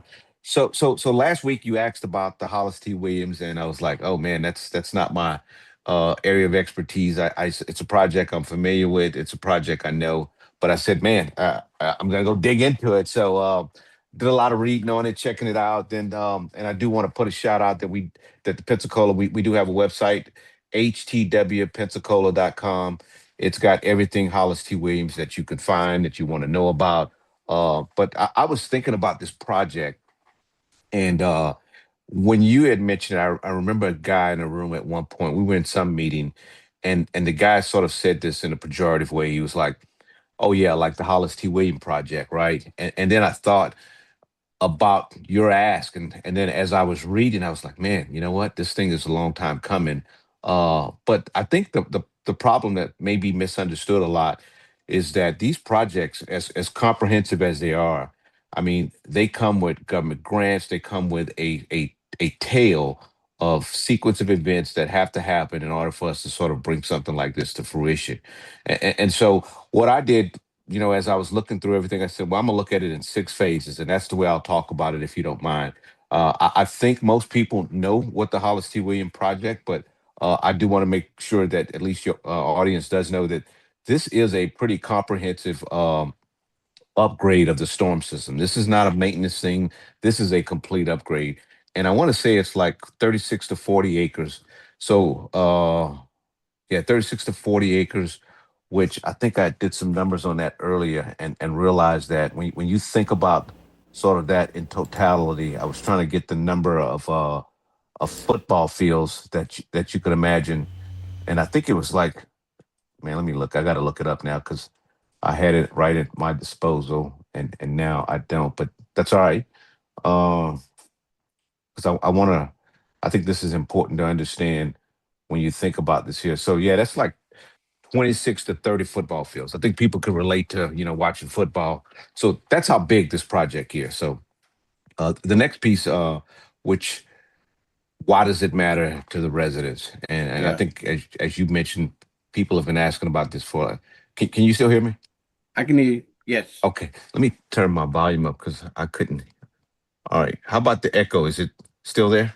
I don't know. I don't hear it on my end. Do you hear I it on don't. your end? No, I don't. It went away for whatever reason, which is great. It All did right. go away, huh? Yeah, this is Okay. awesome. So good. All right. So why does this project matter to the residents? I think it's pretty clear that this is an effort to improve the flood controls in the area, which have been historically vulnerable, and I think this is a great opportunity to do that. Secondly, I think it upgrades the heavily used public space, right, to make it safer, more accessible, to add useful things for family, basketball, pickleball, all kind of different other activities that's going to be there, and walkers and runners that want to go there. And then third, I think it strengthens the connections to this between the surrounding neighborhoods instead of sort of treating the park maybe as an isolated piece. So I think that just adds to the ambiance. So for me, that's the resident impact, not sort of abstract. I think that's something that's very tangible, and I think it's something that'll help the community. Right. Now, Yeah. Go now ahead. you asked where are we right now? I think last week, and so right now we're finishing the design phase, and this is what made me think about this in my opening piece is that the design phase. Now we're finishing that up. This has probably been a year long process, working through the design phase, community input, again, community input, community engagement, hearing from the people about where are we now. So what does that mean right now? That means no construction started yet. The next phase is the formal issuing of an RFP, which is a request for proposal. That's just typical saying for put a package out there. We want to get a request for proposal. We want people to submit businesses to submit and tell the city why they can sort of do a great job building this community out that we want, right? And so that's a competitive process, and the companies are selected to build the project. Now, I think this distinction matters because the design procurement, right, comes before construction. This is critical because this is where we get an opportunity now to fully assess a company, fully assess their capabilities, fully assess their scalability as far as being able to do something like this here. And then they're selected by a group of folks that's from the city. And I'll pause to see if you have anything.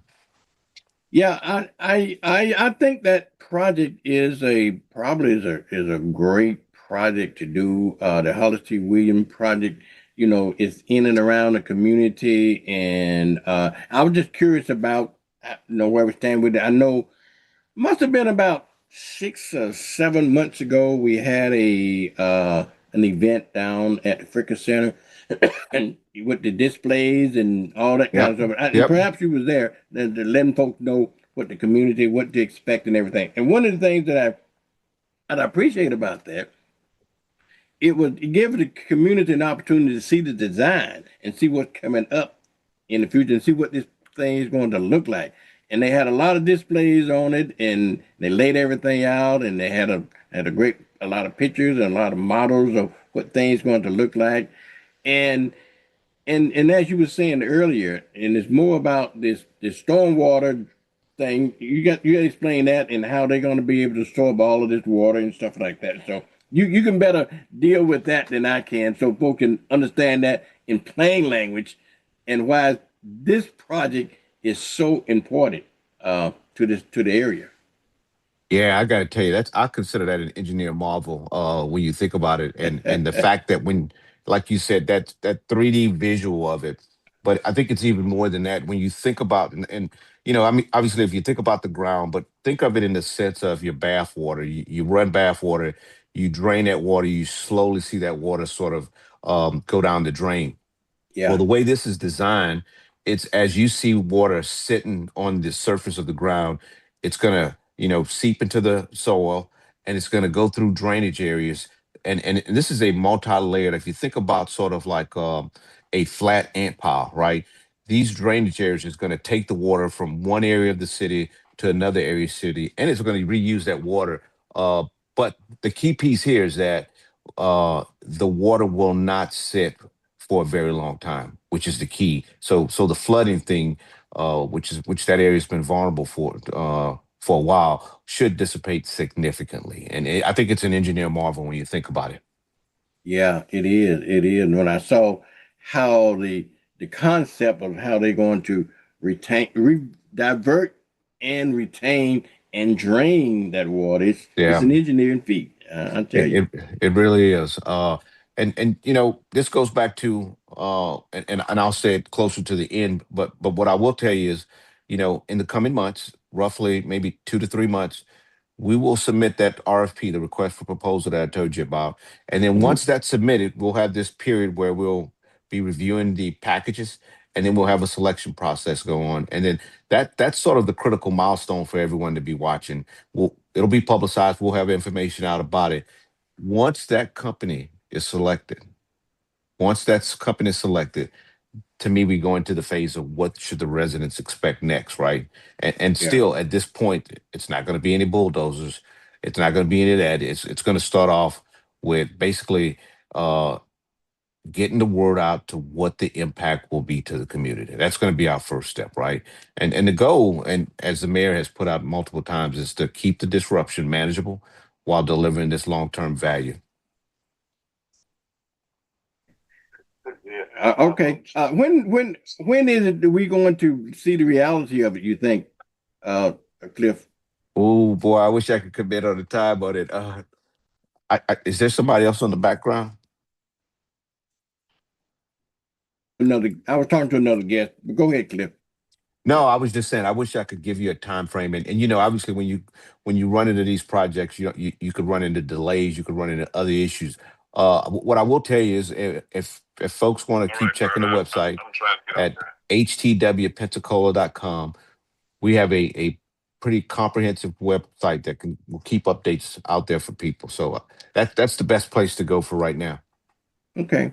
I think when it's all said and done, Clifton, I think this project, I think this project is going to be a great thing. I mean, when we get down to the city and all the recreational stuff that's involved, man, I tell you, it's going to be something else. Okay, and I think that when they laid it out about the path and the just different things, I'm excited about it. I'm excited about it. Okay. Well, I'm definitely excited about it, especially living in Virginia and where I could see all the trails and how once you redesign a community and you now get to see, I think, the fruit of your labor by watching people, whether they're taking a walk, whether they're on a bike, whether you see kids sort of playing basketball in the neighborhood or playing soccer. That's a sign of a thriving community. That's a sign that you're building a legacy for the future generations, and I think that's so impactful. Yeah, absolutely. All right. Is there anything else? Well, I still got to close with my final piece. And, this goes along with what the mayor has always said. And I told you it's my true north is that I want to deliver what I told the people I want to deliver on. And this Hollis T. Williams is one of those projects. He's definitely committed to it. He's definitely focused on it. And that's the thing that we drive every day. So, I mean, that's really it in a nutshell. But any questions you got for me?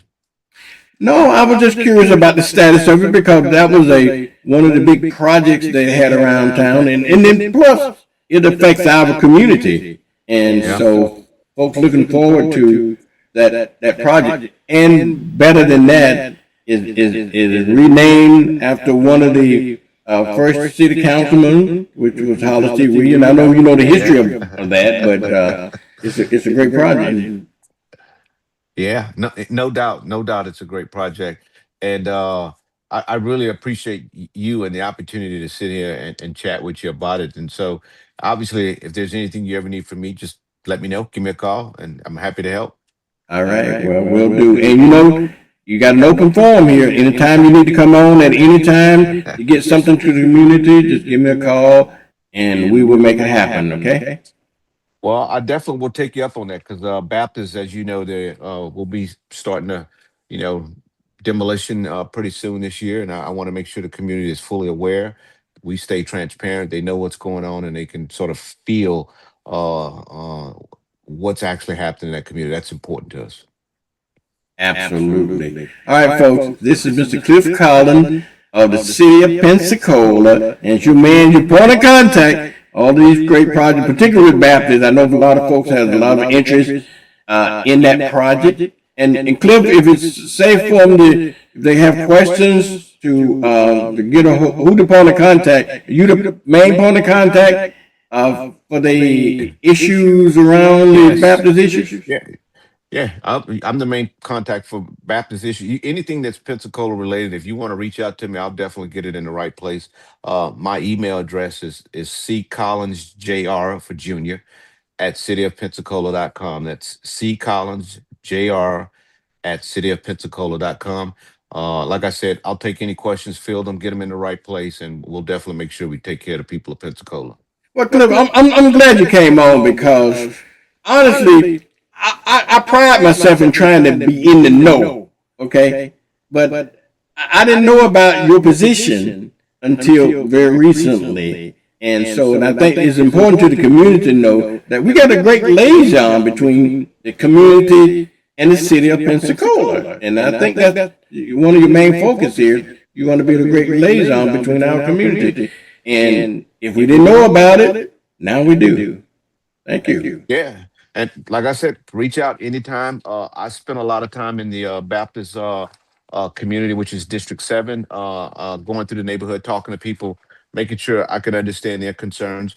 And as I get more familiar with the areas, I'll start to move from District 7s to District 6 to 5 and so on. But it's important to me to be out, to be active in the community, be that voice, not only just for the community, but to be that sort of conduit for the community to the mayor. So we can get things moving. Absolutely. And I think tomorrow we're going to be talking to Delarian Wiggins about things happening in his district as well, and so forth. So I'm going to try to get all of the city councilmen that affect our community, so we can know what's happening on our end. Yeah. What time is the Councilman Wiggins coming on? I want to log on so I can listen to that one. I don't know. I think I got him scheduled here at 8:45. Okay. That's what on my list here. At 8:45 tomorrow, so we can listen in. You can listen in anytime in the morning. Just get on your phone. Just put R, and I can tell folks all the time. You just look on your phone. Just put RDO.TO. Okay. / WBQP, just put it in your phone, okay? And or just text it to yourself, and then you click on the link. You got the television station, you got the radio station, all in the palm of your hand. You can listen and look at it anytime you want to, 24/7. Okay? RDO.TO / WBQP, and you got it in the palm of your hand. I'm gonna take you back to your old days of your Navy time. You know that last portion. That's whiskey, Bravo, Quebec, Papa, right? Exactly right. Yeah, military time. I tell you folks all the time, military got the best system in the world. Yeah, it does. It sure does. Yeah. Thank you, Cliff. Wow. All right, All right, y'all. sir. All right, y'all. That's Cliff at the city of Pensacola. I got Jerry McIntosh coming up, but Cliff Collins every Wednesday. He or the mayor will be on this time every Tuesday. All right. All right, y'all. I got Jerry McIntosh and Jerry. I want to take if you're still here with me, I want to take a real quick Black History break. And when we come back, we're going to talk about some other stuff, if you don't mind. Okay? How you doing this morning, Jerry? By the way, I want to speak to you. Uh-oh. I'm burning. I want to stop it. Come on now, get up. For mornings with Vernon. I messed it up, Jerry. Get up now. Stand by. Get up now. Turn it up now. 1, 2, 3, let's get it. All right. Jerry, I want to take a Black History break. But when we come back, we're going to be talking to you, okay? All right. Here we go, y'all. All right, Brian. Okay. All right.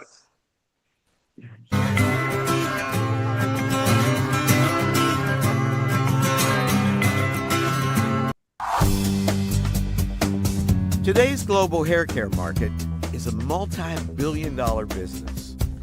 One of the pioneers of the industry was an African-American woman named Madam C.J. Walker, widely believed to be the first black female self-made millionaire. Madam Walker was born Sarah Breedlove in 1867 in the same plantation where her parents had been slaves. She was orphaned by 7, married at 14, widowed by 20, leaving her a single mother with a young daughter. Life was stressful for Sarah, and sometime in her early 30s, her hair began to fall out. She tried different treatments, including a formula made by a woman named Annie Turnbow. Soon, Sarah wasn't only using Annie's product, she was selling it. Not long after, Sarah married and changed her name to Madam C.J. Walker. Not satisfied, Sarah began to experiment with her own mixture. She once recounted that the perfect combination came to her in a dream. With the winning recipe in hand, Madam Walker founded her own company, selling Madam C.J. Walker's wonderful hair grower. She proved to be a marketing genius, selling her products door to door. As the company grew, Madam Walker recruited other women, teaching them her secrets of entrepreneurship. Madam C.J. Walker paved the way for African American women in business. Today, around 5.4 million companies are majority owned by women of color in the United States. Her gift was empowering other women and realizing she had been a washerwoman, almost homeless, who had transformed herself into a very successful businesswoman. At the time of her death in 1919, Madam Walker's fortune was thought to be about $1 million, the equivalent of at least $6 million today.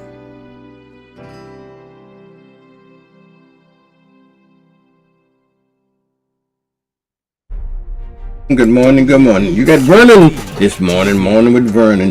That was our Black History event for today, and we're going to have something every day relating to Black History or either MLK. So, but anyway, I got my guest this morning, Mr. Jerry McIntosh. Good morning, Jerry. Good morning, Vern. How's it going this morning? Everything's fine. How you doing? I'm doing great. I've been trying to get these computers are messing us up today, it seems like. I know. I bought a new computer over the weekend, and I had to reconfigure everything. And I'm trying to get all the bugs out of it right now. Are you still having double audio? Yeah, you still got double audio. I can't figure out where that's coming from yet. And it only started since I got this new computer. So, you still got double audio now? Yeah. I think it subsided a little bit. Okay. But anyway, we'll try to deal with it until I can figure out what my problem is. Okay. What do you think going on around the world, Jerry? What you say now? I said, what do you think that's going on around the world to all this Venezuelan stuff? And talk to me. Yeah, I see Trump them using what they call the Monroe Doctrine. There's Trump doctrine now, but you know He called it the Don Doctrine. yeah, yeah. Yeah, yeah. You remember the Monroe Doctrine is that we supposed to control everything in our hemisphere, every country, and the Yeah. hemisphere from Central America to South America. And now they're talking about going into Colombia, Greenland, and Mexico. Mm-hmm. So, and I heard Stephen Miller talking about the world is run by power and really what he's saying, power and violence. And we're going to inject that everywhere we go. Some 40 people was killed. It might have been more. They saying around 40 people was killed in Venezuela when we invaded that country to take out the leadership over there, Maduro. Uh, and they telling everybody, oh, he was a dictator and all of that. No, the man, regardless of what you think he is, he was the president of the Of that country. country, right? We deal with China and we trade with China and do all kinds of work with China. China is a dictatorship. The guy that we're in, was that in El Salvador, where we send people to prison over there, that's a dictator. You know, Yeah. um, Putin is a dictator. We still do trade with them. As many dictators, Turkey, Hungary, these dictators has been in power, but we all knew what it was about from the very beginning to control the oil, one of the biggest oil deposits in the world. Who gonna control it? As a matter of fact, they were saying if they begin to flood, even if they begin to flood the world with that oil, it would go down so cheap. The price of oil would go so cheap it wouldn't be worth the guys taking it out the ground. And I imagine Saudi Arabia and other countries around the world, once we get our hands on that oil, gonna drop the prices because the prices is set by OPEC, Yeah. the Yeah. oil companies around the world who really monopolize the price of oil and keep it either stabilized or high. So once that happened, you might be in a oil war, gas war, so which would be beneficial to us, the consumer, you know, but by the same token, it ruins the economics of other countries around the world. And in which, Venezuela, when Hugo Chavez was there, um, he was nationalizing that oil to benefit the Venezuelan people rather than just Exxon and Shell and all of these other big companies who have trillions of dollars, who make over $40 billion sometime, every year, Mm-hmm. and that's just not enough for them, I guess, to make that kind of money. And they've been doing it for years, and then we subsidize that oil. So, um, Right. we do subsidies for these billionaires, and to get this oil out the ground, and they got all kinds of money and equipment to do just that without our subsidies. So, but at the same token, by the same token, um, we have Maduro might have been a bad guy, so what? So is Trump. you know, they talking about, well, there's people out in the streets celebrating. There was people celebrating when he lost the first time in the streets, when Trump was president before. and it's Yeah. going to be a celebration after he leave this time. Yeah. But Yeah. with him and Stephen Miller, they have no intention of really leaving power, regardless of the Constitution. They don't care anything about the Constitution because it benefit them not to, uh, you know, honor the Constitution, and they are using that Monroe Doctrine, which saying that we should control everything in this hemisphere. Well, then, you can't say anything about Russia and China and other countries around the world who's saying that, okay, we're going to control everything in our hemisphere. We've been fighting to keep China out of Taiwan for years, Right. Right. and, we supposed to have been supporting Ukraine. But now Russia, the agreement that they was about to come up with NATO, probably going to be scrapped now because they were like a few weeks away, a few days away or something from something. Yeah. And Jerry, we got a another guest on this morning. They're going to talk about you. Do you remember what happened years ago? Not that too January the distant. 6th. January the 6th. Yeah. Yeah. Yeah. I got a guest on that want to talk about January 6th and so forth. And so we got Margaret on this morning. Margaret, good morning. How are you doing this morning? Good morning. Up and bright and early to meet with you. I can barely hear you, Margaret. Oh, you can't hear me. I can hear good, Vernon. You can hear? Okay. Yeah, I can hear me. I'm sorry. Now can you hear me? I'm not able to. I can see her, but I can hear. But Mark, go ahead and talk about it while I work out my issues on my end, so I can hear you. So I'm sure see it's if I can hear you. Good morning, Vernon and Jerry, and all of your early morning TV with Vernon this morning, and I appreciate being able to give you all an invitation and an update on what we're planning this afternoon as basically a remembrance of the infamous insurrection 5 years ago, January 6, 2021, when Trump made a very bold attempt to maintain his power after the first time he was standing for re-election. So what we're doing today is having a protest, but what is a unique kind of protest, a silent protest, very somber, and it'll be this afternoon, starting at 3 until 5, in front of the United States Courthouse at the intersection of Palafox and Garden, Pensacola, downtown. That's 1 North Palafox Street.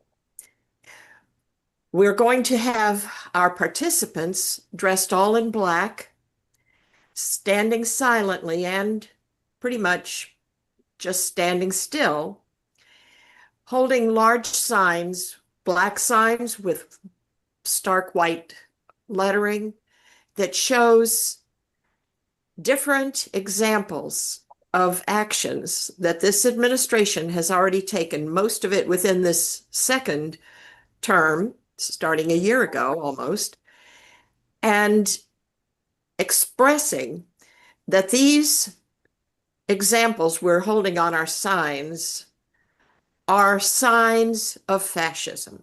Fascism, not democracy, not freedom, not personal rights, not the constitutional rights, we're all insured, but pure, unadulterated, fascist actions that he and his administration have taken against us as citizens. Some of those statements are things like violating due process, banning books and controlling education, turning the military against and occupying citizens. There are about 20 different examples we've got on our signs. So we are a part of the group here in Pensacola, 50501, Pensacola, Florida chapter, that is a national organization which has been working for about a year and a half or a year or so at the national level to have groups at our local level who are organizing these types of activities, protests against the regime. We have been heavily involved, 50501, the organizers, in organizing and assisting with other protests. We organized the most recent No Kings event, October 18th, which was held at the large intersection of Airport Boulevard and 9th Avenue. And we had 3,100 participants. It was a joyous day. It was a peaceful day. It was a beautiful day to see the people come out and express their expectation, really, that we're going to hold the line in America. We're not going to have fascist regime. We're not going to deteriorate and lose our democracy and so forth at the hands of anyone, and especially this dictator wannabe, Donald Trump. So that's what we're doing today. And it is not a typical protest because we're basically doing street performance. That's why we all dress in black. We will be pretty much trying to be anonymous and inconspicuous as individuals, but just let the words on our signs speak for us as to the examples of what is happening that we will not stand for, but we have to stand together. So thank you so much for having me today to get that word out. All right, no problem. No problem. And it's going to be say it again, where the event is and what time and so forth. It'll be from 3 to 5 this afternoon, the 5th anniversary of the infamous insurrection on our Washington, D.C. Capitol. And it is in front of the United States Courthouse here in downtown Pensacola at 1 North Palafox Street, which is right there at the intersection of Palafox and Garden. Mm-hmm. Okay. Well, very good. Well, thank you for coming on, Margaret. We appreciate you, okay? We appreciate all the community's support and participation, and thank you, Vernon. All righty. All right, no problem, y'all. Y'all, that's Miss Margaret Hofstetter. You heard what you said. Join in the event down there this afternoon and support. January 6th was a insurrection by any definition. And so we don't want to forget. We definitely want to forget about what happened 6 years ago. Jerry, your thoughts?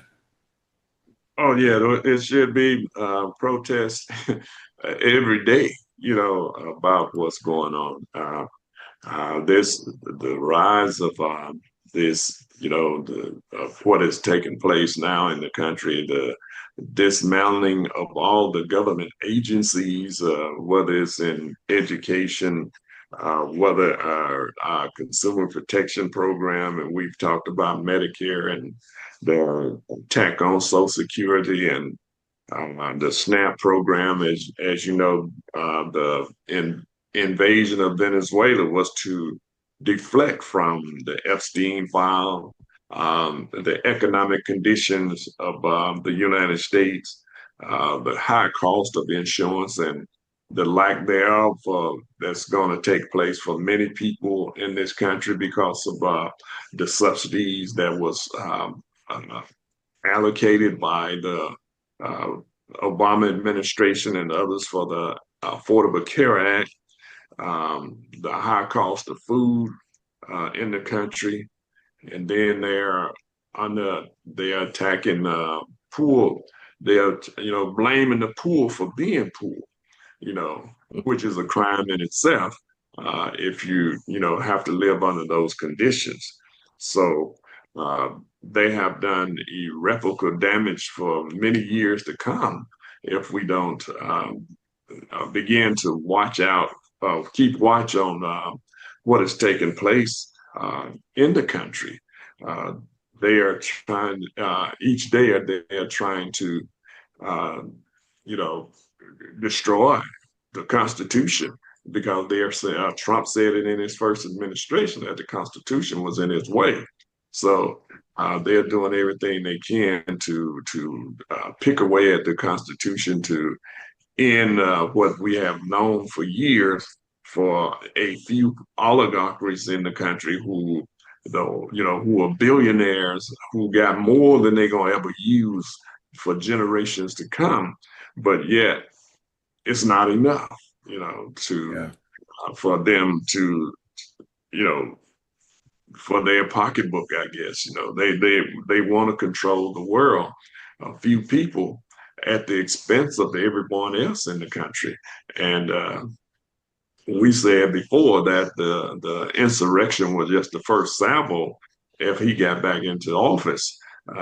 When and he did get back into office as a 34 count felon, adjudicated rapist, all of these things that happened, and he still end up as president. And many people in this country can't vote if they got a felon, and most people in this country in most states can't vote if they have a felony or they haven't paid restitution after they have served their time, and which should be covered anyway. If you done served your time and you done did what you're supposed to do as a person who was a ward of the state, now they're forcing you to pay restitution for, I guess, for living in prison too long or in jail.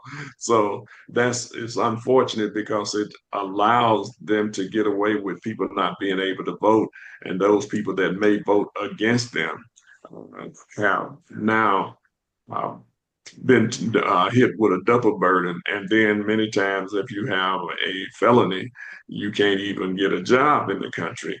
And and if you got bad credit, the propensity for you not getting a new job is also under threat. So it's just a whole host of things that they are deflecting from.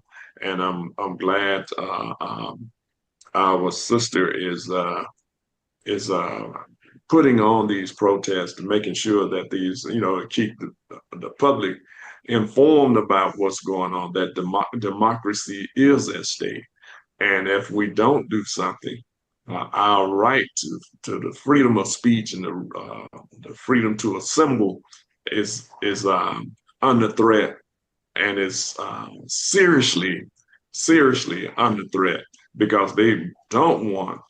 You can see that about what they are doing to Jim Kelly and his wife, as a retired captain in the military who was there for 25 years, who served honorably and was an astronaut. And now they're talking about stripping him of his rank and his pension and all of that, just because he told people under the military code of justice, you don't have to obey no illegal order. Yeah. So now they are talking about stripping him because of that, but it's the law. He used the law, and now but he's saying to them, I'm going to fight you all the way with this. And plus, he's a senator. I mean, if you're very poor in the country and have that kind of force come against you, that kind of power of the White House, the Pentagon, and all that come against you, then you could fold or be left destitute. but he's a senator, and they have financial wherewithal that they can fight back. But it still costs you money, even if you a well-to-do person, making maybe 180, $200,000 a year. That can be depleted over a period of time if you got to continue to fight against, it's you against the United States. Yeah. It's not you against the state, it's you against the United States, the government. And that's a lot of power to come after people with. But when you're bold enough to fight, you're going to win. He's going to win because it's the law, Right. So, and judges, there are judges now who are beginning to realize, oh, we've been we've been had, we've been duped too, as Malcolm X said, we've been bamboozled, Bamboozled. yeah. So yeah. So I'm glad Margaret is continuing to make this happen. I know I saw you one day on Ninth Avenue. I was coming from down the Move for Change. I saw y'all over on Ninth Avenue. Uh, and that keeps in the mind of people what's taking place in the country. And there are people who understand, but most of the time people go about their business, don't even think about that, it's a possibility that I could lose everything. When you're under dictatorship, that means they can come take your house, whatever you have, they can come and take that. And this is what they're showing it on a world scale now, that they can come into your house and take whatever you have when you can go into another country.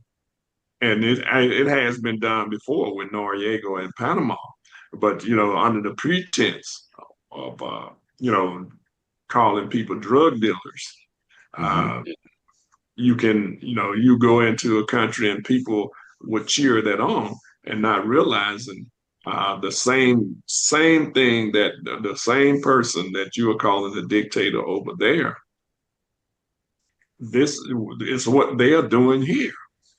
That's dictatorial power that should not be taking place. In other words, because under that power, everybody loses. And the thing about it, one writer wrote, I was listening to this morning, say, we invading all these other countries, but the thing about it, when great empires have fallen, they have fallen from within. The Roman Empire, the Ottoman Empire, you name it, it has fallen from within.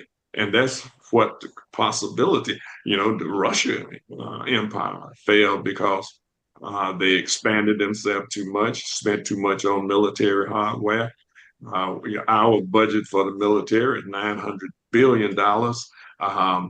And we are not even at war, but we are steady spending that kind of money on the military when we ought to be spending some of that money to make sure people have good health insurance, better education, better schools in this country. And I'm not saying we shouldn't have a strong military. We should. We should be able to defend ourselves against any foe that come after us. But by the same token, we ought to be able to have a healthy people in the country, because if we don't do that, an unhealthy nation is a weak nation.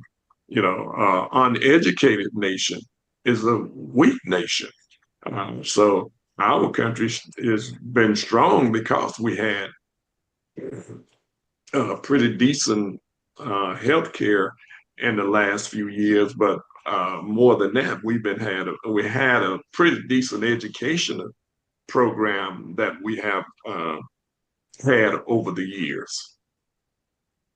So I hope that that many people begin to see that we need to participate in these protests as much as possible if you have the opportunity, and to do it, with the highest dignity and respect for the good of everybody in the country. Yeah, I always say that we have to fight back in some shape, form, or fashion, and that's why I think I have a little issue with the Democratic Party. That I know they're fighting back, but maybe not as aggressively like I like it. But I know there are probably good reasons to do what they're doing. But at the same time, we got to do something and got to keep going.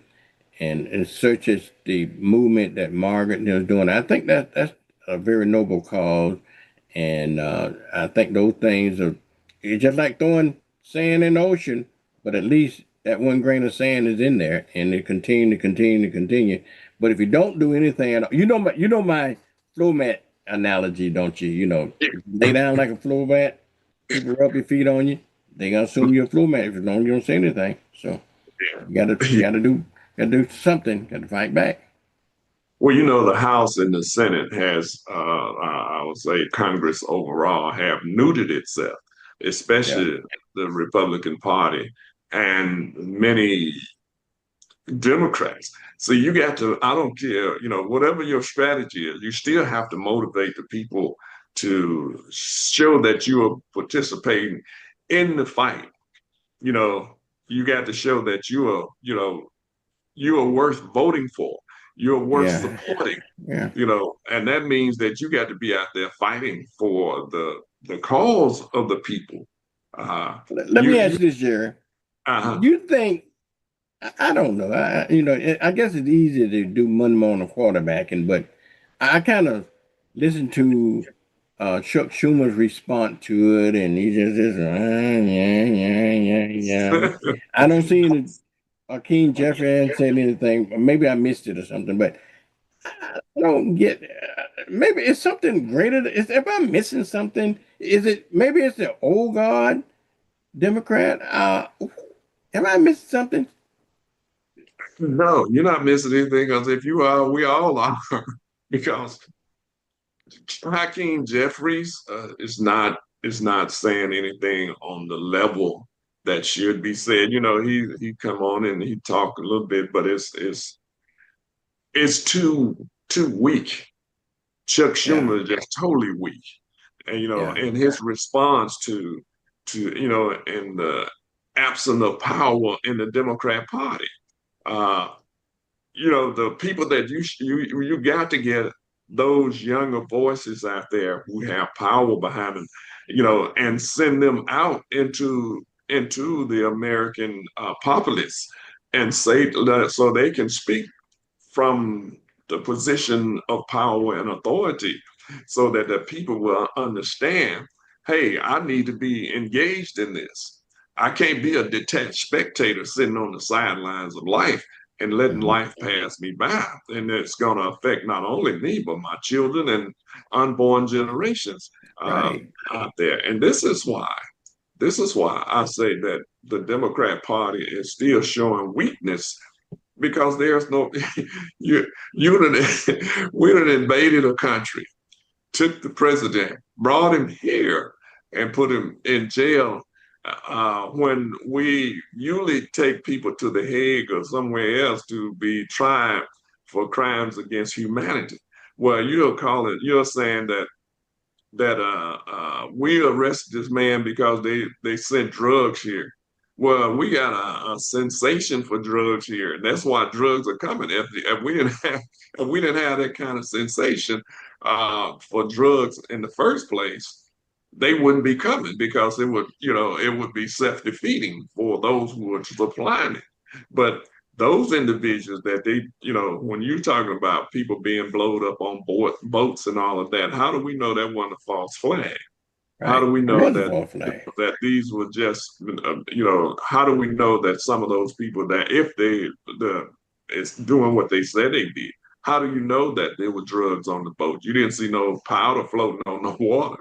If it were drugs, why didn't they capture these people? On top of that, do people know how far Venezuela is from America? On a speedboat, you you would have to go through almost what 20 countries to get to America Yeah. on a All of speedboat that's and gas just left. Jerry. That's All it of don't that even make just false sense. stuff. Just Sorry about that. pretense to do something else. You know, I I don't understand that. But the thing that troubles me the most is that we can go into a foreign country, take their head of state, and imprison them. If they're going to do that, why don't they do it for Russia then? If they think Russia is so damn bad, why don't they go to Russia and try that trick in Russia?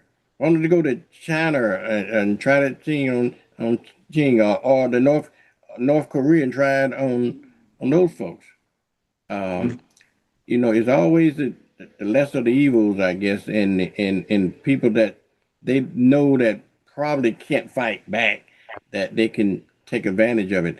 And so what we doing in the world is no different than what they're accusing everybody else is doing in the world, but we doing it at a greater speed and greater impact. You know how much money it costs to do that operation just to apprehend one man. Mm-hmm. So, but you know, and one thing about Trump, he's so stupid. He says he said the quiet part out loud, and so Yeah. that we can't we have to appreciate that.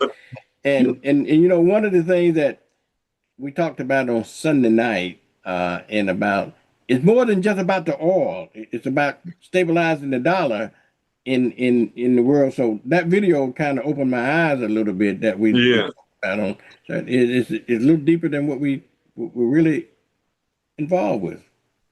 Right, because other countries around the world are saying they're going to use the, that was the thing why we we went and had Gaddafi killed because he was talking about using their oil currency and gold currency and uranium and titanium and diamond and cobalts and all that as means to the dollar, you know, and they know that if because everything has been used in paper money, and America has forced every country to use that as the currency of the day. But the people are waking up around the world saying, no, we're not going to do that. We're going to use our resources as a means to, resource and economics for our people. And we're not going to use the World Bank and the International Monetary Fund and all of that to allow people to keep us in perpetual debt. And so, like she was saying, it's that petrodollars is what they're afraid of is going to sink, and it will, hurt the economy. But if if we use we force these oligarchies to pay their fair share of taxes, we can buy whatever we want from around the world. you know, uh, we we got people in the Congos who are dying every day digging up these the stuff for our computers and TVs and all of that. And then we had the mitigating gall to cut off the U.S. aid, where those individuals who was supplying our needs for our cell phones and all that, now we are starving them to death. We didn't. Some 600,000 people have died as a result of not getting medicines, not getting food, and they're still dying of malnutrition, cholera, and all of that because we cut that off, and that all because of some little mediocre guy like Stephen Miller, that's sitting behind with that hatred that he has for people, not caring about whether people live or die. Now in America, we're cutting off the insurance for millions of people, and this is why they are in Venezuela deflecting, so people don't remember, what is taking place. That, Well, as Jerry, we said earlier, and we're running out of time here, but I often think about Malcolm X, and I think about the minister of Farrakhan, how they predict these things and the things that I think they said right, and people just kind of ignore them. But kind of leaving here with the thought from Malcolm X when he says that, you know, the chicken is going to come home to roost. And when it does, we're gonna see the difference here. I want to thank Margaret for coming on this morning, and Jerry, I want to thank you again. You on every Tuesday and every Thursday to help co-host this show, and we appreciate that. Do y'all, either one of y'all, got any last thoughts? Just that I hope that you know, Margaret, I can make it down there today. I know I got a full schedule. I'll check, but hopefully I can make it this afternoon down there with y'all today. Margaret, you got any last thoughts? Thank you, Vernon and Jerry. I think the overpowering thought that I have right now is how important we all are to each other. Every community, every ethnicity, everyone needs to recognize the danger and the fact that in order to counteract this danger, we have to stand united as Americans, not let them divide us further with their racist, hateful dialogue and intentions. So please, let's work together and keep our country strong, safe, and free, and get rid of any dictators or wannabe dictators soon. Yeah, well, okay. Well, thank you.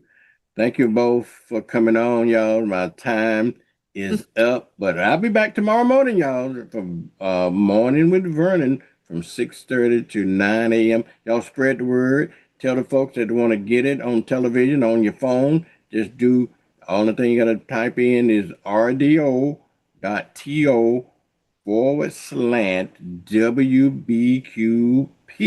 okay? /RDO.TO,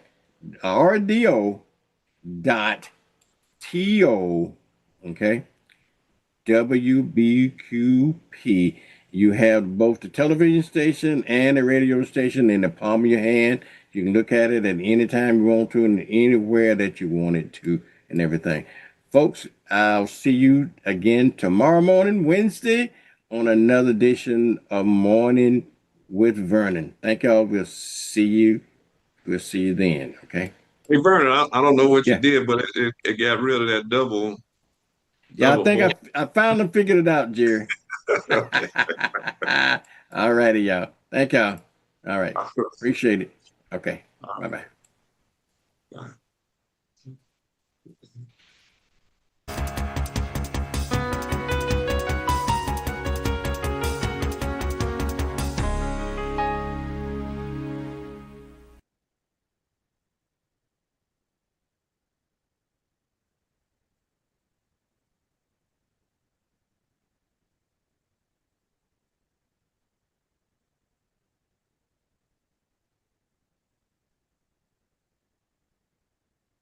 It's time for Mornings with Vernon. Yeah. Yeah. Get up now. Come on now. Get up. It's time for Mornings with Vernon. Yeah. Yeah. Get up now. Come on now. Get up. Mornings with Vernon. Get up now.